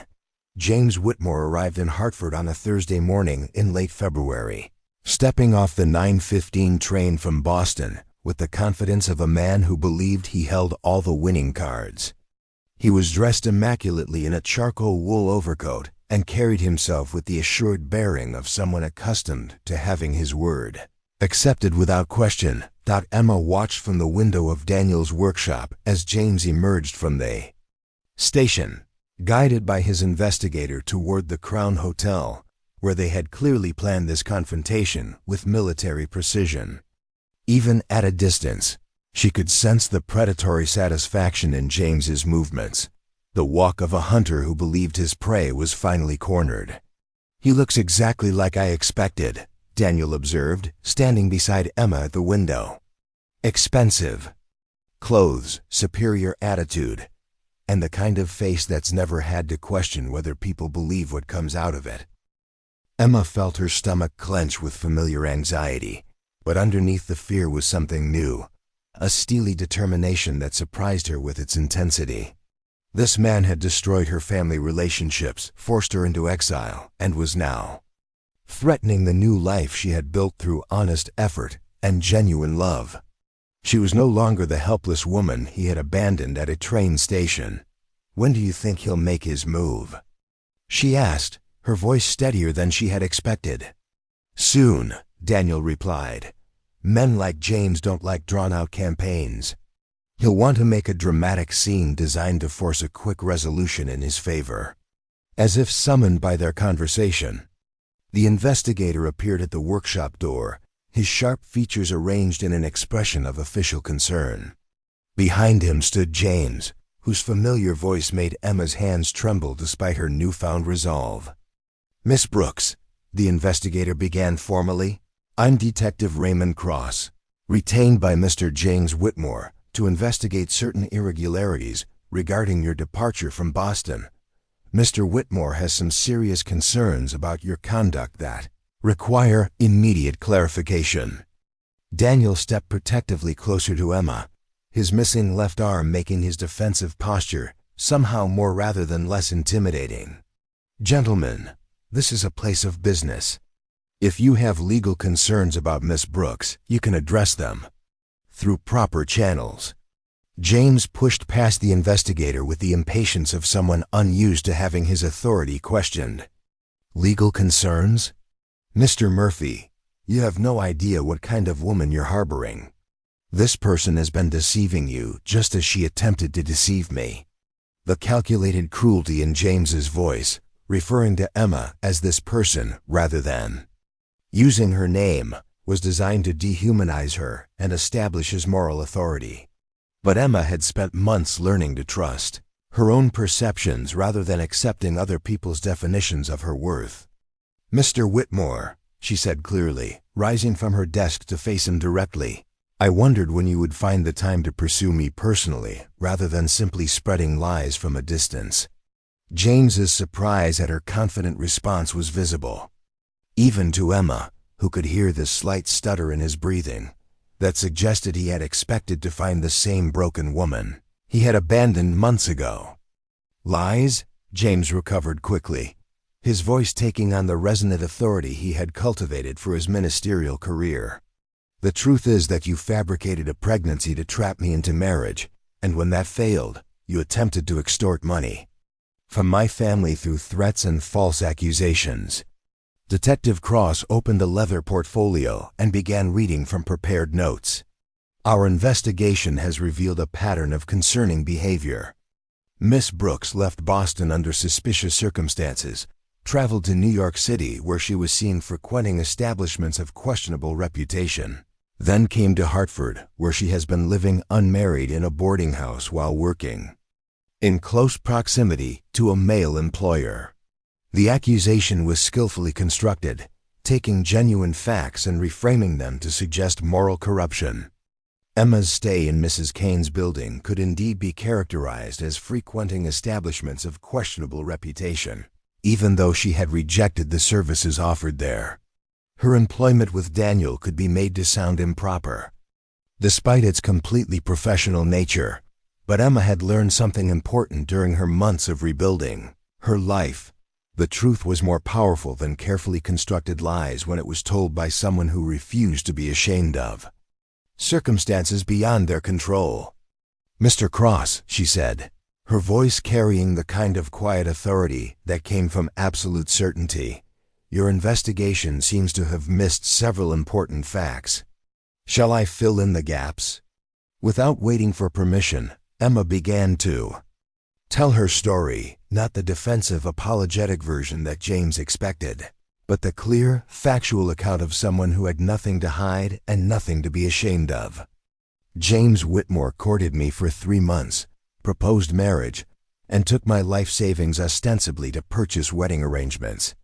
When I became pregnant as a result of our intimate relationship, he accused me of promiscuity to avoid taking responsibility for his actions. My family, more concerned with social reputation than justice, chose to exile me rather than confront an uncomfortable truth." James's face reddened as Emma continued, his carefully prepared narrative being dismantled by simple honesty. "I came to Hartford seeking honest employment, which I found with Mr. Murphy, whose business has prospered significantly during my tenure. I live respectably in Mrs. Hartwell's boarding house, contribute to my community, and have conducted myself with complete propriety in all my professional and personal relationships." Detective Cross attempted to regain control of the conversation. "Miss Brooks, you're carrying an illegitimate child and working in an unconventional arrangement with a man who has clearly been providing you with assistance beyond mere employment." "Actually," Daniel interjected with quiet satisfaction, "Miss Brooks is carrying my future stepchild, and the assistance I've provided includes offering her my name in marriage. We're engaged to be married, which rather undermines your implications about improper conduct." The announcement hit James like a physical blow.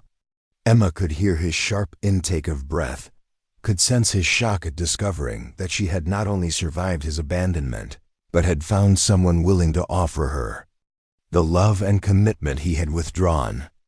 "Engaged?" James's voice cracked slightly. To a crippled mechanic."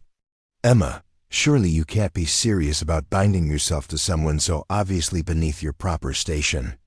The contempt in James's voice toward Daniel's disability revealed the ugly core of his character that Emma had been too naive to recognize during their courtship.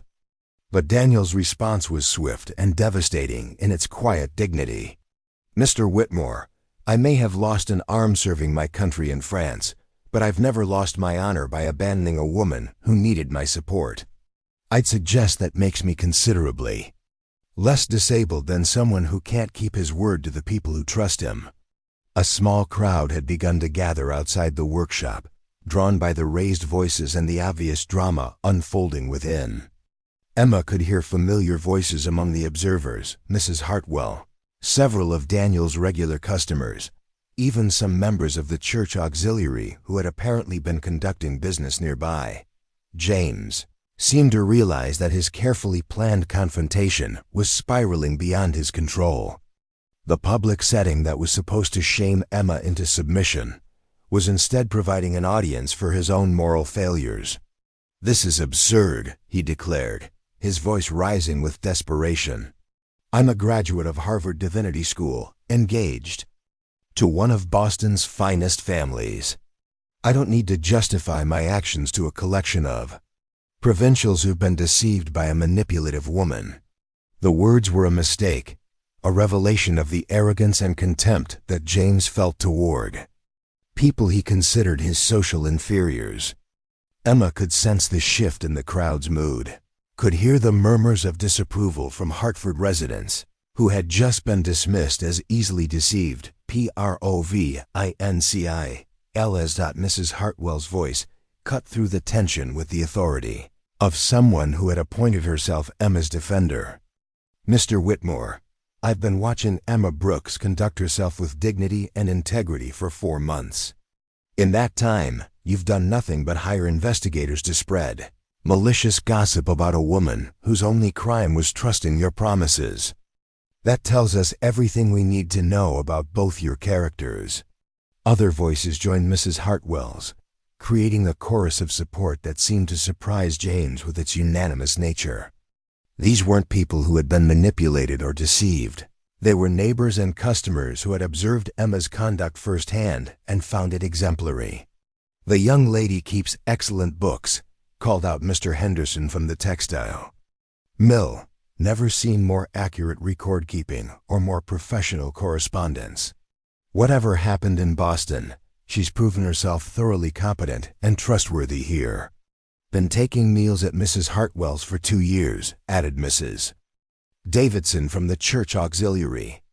"Emma Brooks is as respectable a young woman as you'll find anywhere. Quiet, hardworking, and unfailingly polite to everyone she meets." Detective Cross seemed to realize that his carefully constructed case was crumbling in the face of genuine testimony from people who knew Emma's actual character rather than James's version of it. He attempted one final maneuver. "Perhaps you've all been charmed by Miss Brooks's apparent respectability, but the facts remain that she is an unmarried woman, carrying another man's child while living off the charity of a man she has clearly manipulated into believing her fabricated story." Daniel stepped forward, his voice carrying the kind of quiet authority that had made him successful in business despite his disability. "Detective Cross, you seem confused about several facts. First, Emma earns her salary through competent work that has significantly improved my business operations. Second, she'd be married within the week, making any concerns about her marital status irrelevant. And third, the only fabricated stories being told here are the ones you and Mr. Whitmore have constructed to justify his abandonment of his responsibilities." The crowd's murmur of approval was clearly audible, and Emma felt a surge of love and gratitude toward the community that had embraced her when her own family had cast her out. James made one final desperate attempt to salvage his mission. "Emma," he said, his voice taking on the persuasive tone he had once used to court her, "surely you can see that this arrangement is beneath you. You were raised for better things than keeping books for a small-town mechanic. Come back to Boston with me, and we can resolve this situation properly." The offer was breathtaking in its arrogance. James was actually suggesting that Emma abandon the man who loved her to return to a city where she had been branded a liar and a manipulator. More than that, he was suggesting that love, respect, and genuine partnership were somehow inferior to social status and financial security. Emma's response came from a place of absolute certainty about her own worth and her own choices. "James," she said clearly, "you abandoned me when I needed you most. then spent months trying to destroy my reputation to protect your own. Daniel offered me employment when I was desperate, friendship when I was alone, and love when I thought I was unworthy of it. If you can't understand the difference between those two approaches to human relationships, then you understand nothing about the proper resolution of this situation. The finality in Emma's voice seemed to penetrate even James's self-absorbed certainty. For the first time since entering the workshop, he appeared to realize that his mission had not only failed, but had actually strengthened the very relationships he had sought to destroy. Detective Cross closed his portfolio with obvious frustration. Mr. Whitmore, it appears that Miss Brooks has successfully established herself in this community. Our legal options are limited. James looked around the workshop at the faces of people who had judged his character and found it wanting. People who had chosen to believe Emma's truth over his carefully constructed lies. The reality of his defeat was clearly settling over him like a cold wind. "This isn't over," he said finally, but the words lacked conviction. He was a man accustomed to winning through social advantage and financial pressure, and neither of those weapons were effective against people who valued character over credentials. "Actually, it is over," Daniel replied with quiet finality. "Emma is home now, surrounded by people who value her for who she is rather than what she can provide them. Your power to hurt her ended the moment she found people willing to see her true worth." As James and his investigator retreated toward their hotel, Emma felt a weight lift from her shoulders that she hadn't fully realized she'd been carrying. The confrontation she had dreaded for weeks was over, and instead of destroying her new life, it had revealed the strength of the community that had embraced her and the depth of the love that surrounded her. "Well," Mrs. Hartwell announced to the dispersing crowd, "I believe this calls for a celebration. Emma Brooks is getting married, and Hartford is gaining a fine young family. I suggest we start planning a wedding that will give this town something genuinely worth talking about." As the crowd began to break up with excited chatter about wedding preparations, Emma felt Daniel's arm around her waist and heard his whispered words in her ear. "Ready to become Mrs. Daniel Murphy?" he asked, his voice warm with love and anticipation. "I've been ready since the moment you helped me pick up my scattered belongings at the train station," Emma replied, meaning every word. The storm had passed, and the dawn was breaking on the life Emma had never dared to dream was possible. The wedding of Emma Brooks and Daniel Murphy took place on a brilliant March morning in 1920 in the sanctuary of Hartford's First Presbyterian Church, before a congregation that had grown far beyond anyone's expectations. What had begun as plans for a simple ceremony had transformed into a celebration that seemed to encompass the entire community's joy at witnessing love triumph over circumstances that might have defeated lesser hearts. Emma stood at the back of the church in a dress that represented weeks of collaborative effort between herself and 3 other women from Mrs. Hartwell's boarding house. The ivory silk had been purchased with her own earnings from Murphy's mechanical services, but the intricate beadwork and delicate lace trim had been contributed by neighbors who insisted that Hartford's first war veteran bride deserved a gown worthy of the occasion. "You look absolutely radiant," whispered Mrs. Hartwell, who had appointed herself Emma's attendant for the ceremony. "That dress brings out the green in your eyes beautifully, and the way Daniel has been pacing at the altar for the past 10 minutes suggests he can hardly wait to make you his wife." Emma's hand moved instinctively to her rounded belly, where their child, for she now thought of the baby, as theirs in every way that mattered, had been remarkably active all morning. At nearly 7 months pregnant, she could no longer hide her condition, but instead of shame, she felt only anticipation for the family they were creating together. The months since James's defeated retreat from Hartford had brought changes that Emma could never have imagined during her darkest days in Boston. Daniel's business had prospered beyond all expectations, partly due to Emma's organizational skills, but mostly because word had spread throughout Connecticut about the one-armed veteran and his remarkable wife who could diagnose mechanical problems. By sound alone, their partnership had evolved into something that challenged conventional notions about disability and capability. Emma's blindness, combined with her acute hearing and analytical mind, made her invaluable for troubleshooting complex machinery. Daniel's engineering knowledge and adaptive techniques allowed him to implement solutions that other mechanics might consider impossible. More importantly, their personal relationship had deepened into the kind of partnership that made both of them stronger and more capable than either could have been alone. Daniel described the visual world to Emma in ways that enhanced her understanding, while Emma's different perspective often led to insights that Daniel's sight-dependent thinking might have missed. "Ready?"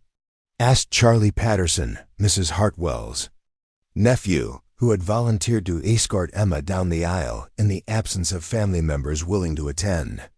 Charlie was a young man who had lost his leg in France and walked with a pronounced limp, but his steady presence and genuine affection for Emma made him the perfect choice for this honor. "More ready than I've ever been for anything," Emma replied, meaning every word. The church organ began the wedding march, and Emma took Charlie's arm for the walk that would carry her from Miss Brooks to Mrs. Murphy, from abandoned woman to beloved wife, from someone defined by what she lacked to someone celebrated for what she contributed. As they moved slowly down the aisle, Emma could hear the rustle of best clothes and the whispered comments of well-wishers, but most of all she could hear Daniel's presence at the altar, the slight shift of his weight as he turned toward her approach, the catch in his breathing that suggested he was as moved by this moment as she was. "Dearly beloved," began Reverend Thomas McKenna, whose own son had returned from France with what doctors called shell shock.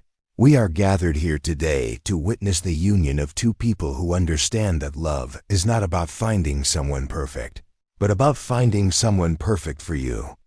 The non-traditional, open and reflected conversations the Reverend had held with Emma and Daniel about creating a ceremony that acknowledged their unique circumstances while celebrating the universal truths about commitment and partnership.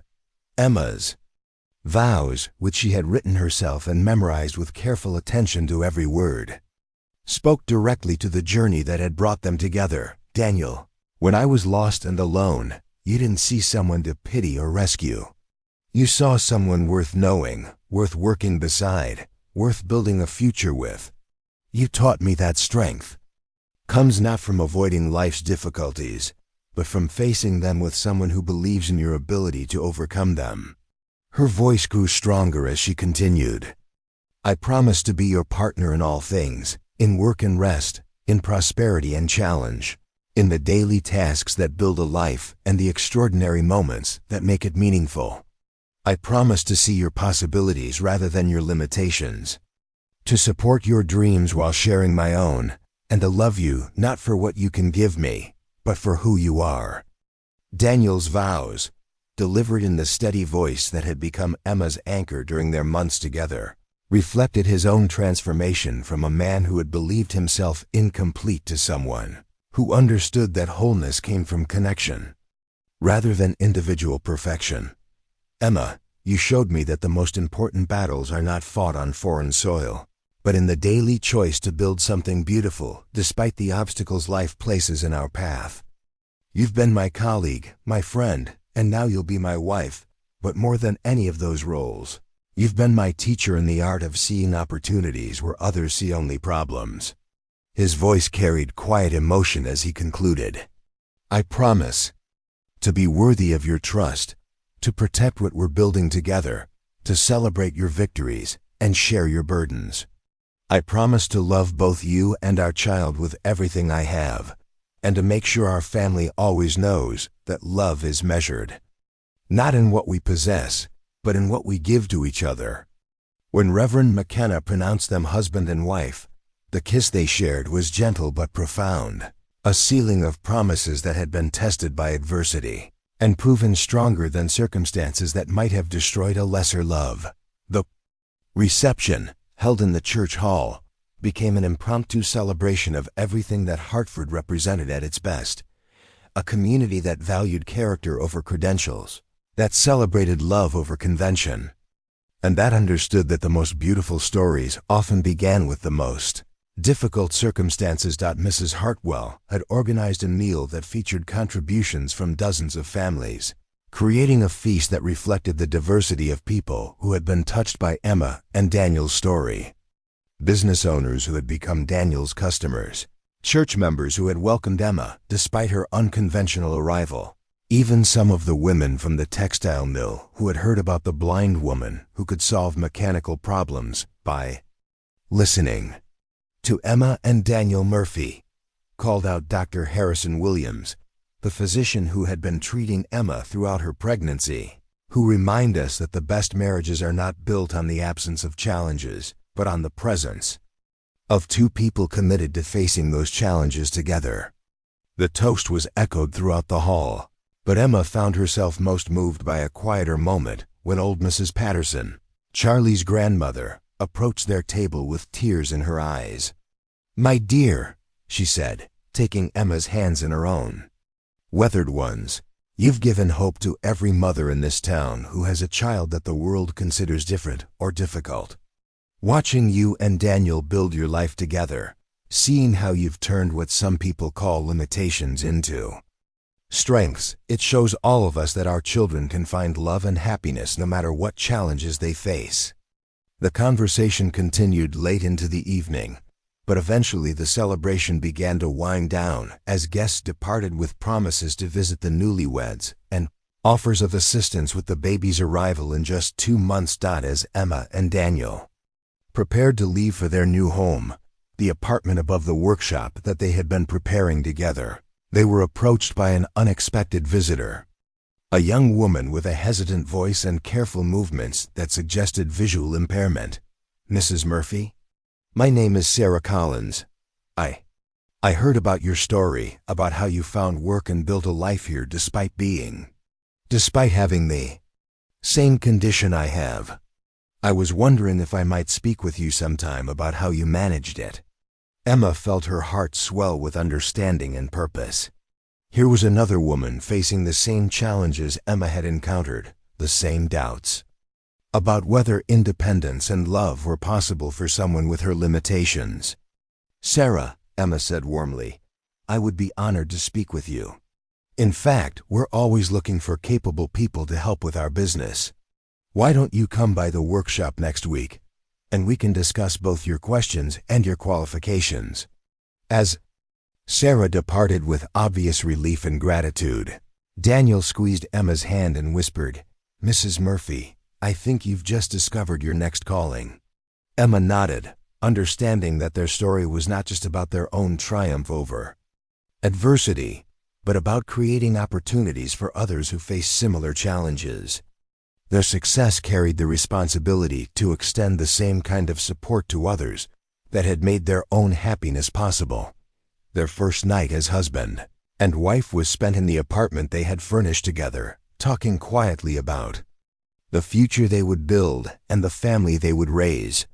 Outside their window, Hartford slept peacefully, but inside their home, two people who had found each other against impossible odds were planning the next chapters of a story that had begun with abandonment and loss, but was now writing itself in hope and love. "Do you ever wonder what would have happened if I hadn't been at the train station that day?" Daniel asked as they lay together in the darkness. That Emma considered the question seriously. "I think we would have found each other eventually," she said. "Finally. Maybe not that day, maybe not in that way, but I believe that people who are meant to be together find ways to recognize each other, no matter what obstacles stand in their path." "You really believe that?" "I have to believe that," Emma replied. "Because if I don't believe that love can overcome circumstances, then James wins. Then every person who ever told me I was too limited or too damaged to deserve happiness gets to be right, and I refuse to let them be right."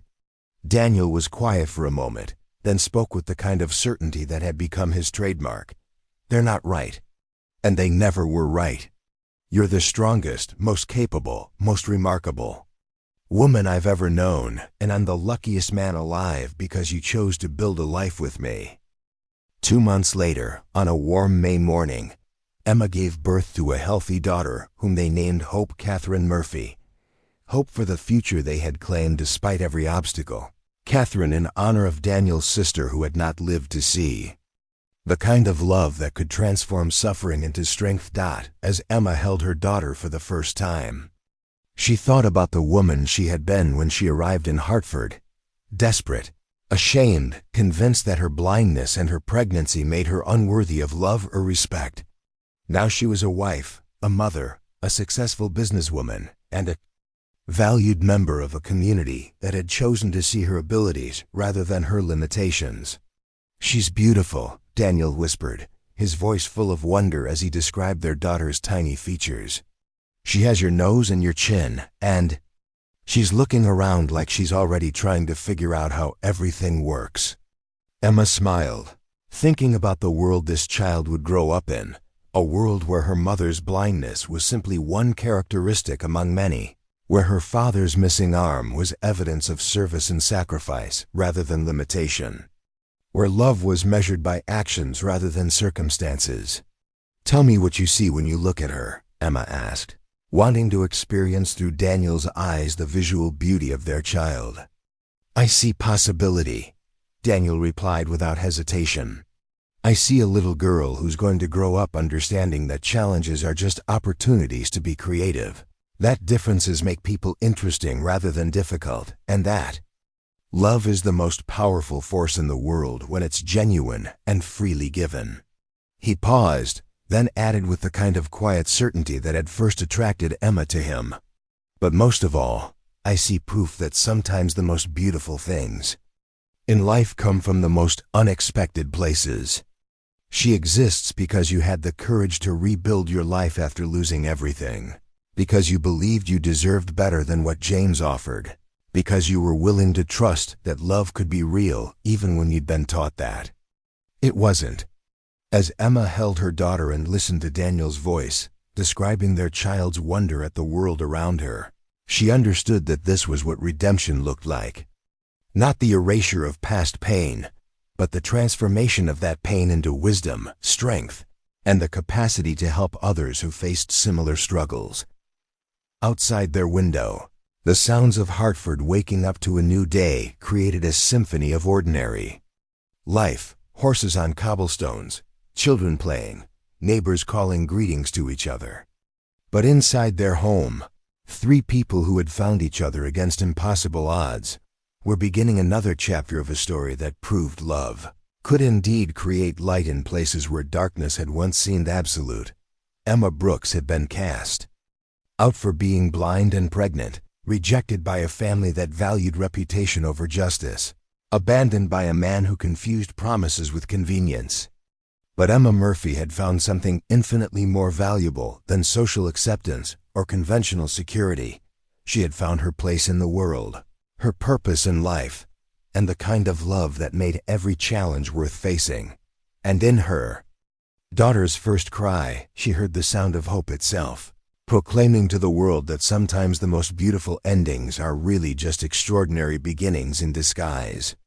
Up next, you've got two more standout stories right on your screen. If this one hit the mark, you won't want to pass these up. Just click and check them out. And don't forget to like, subscribe, and turn on the notification bell so you don't miss any upload from us.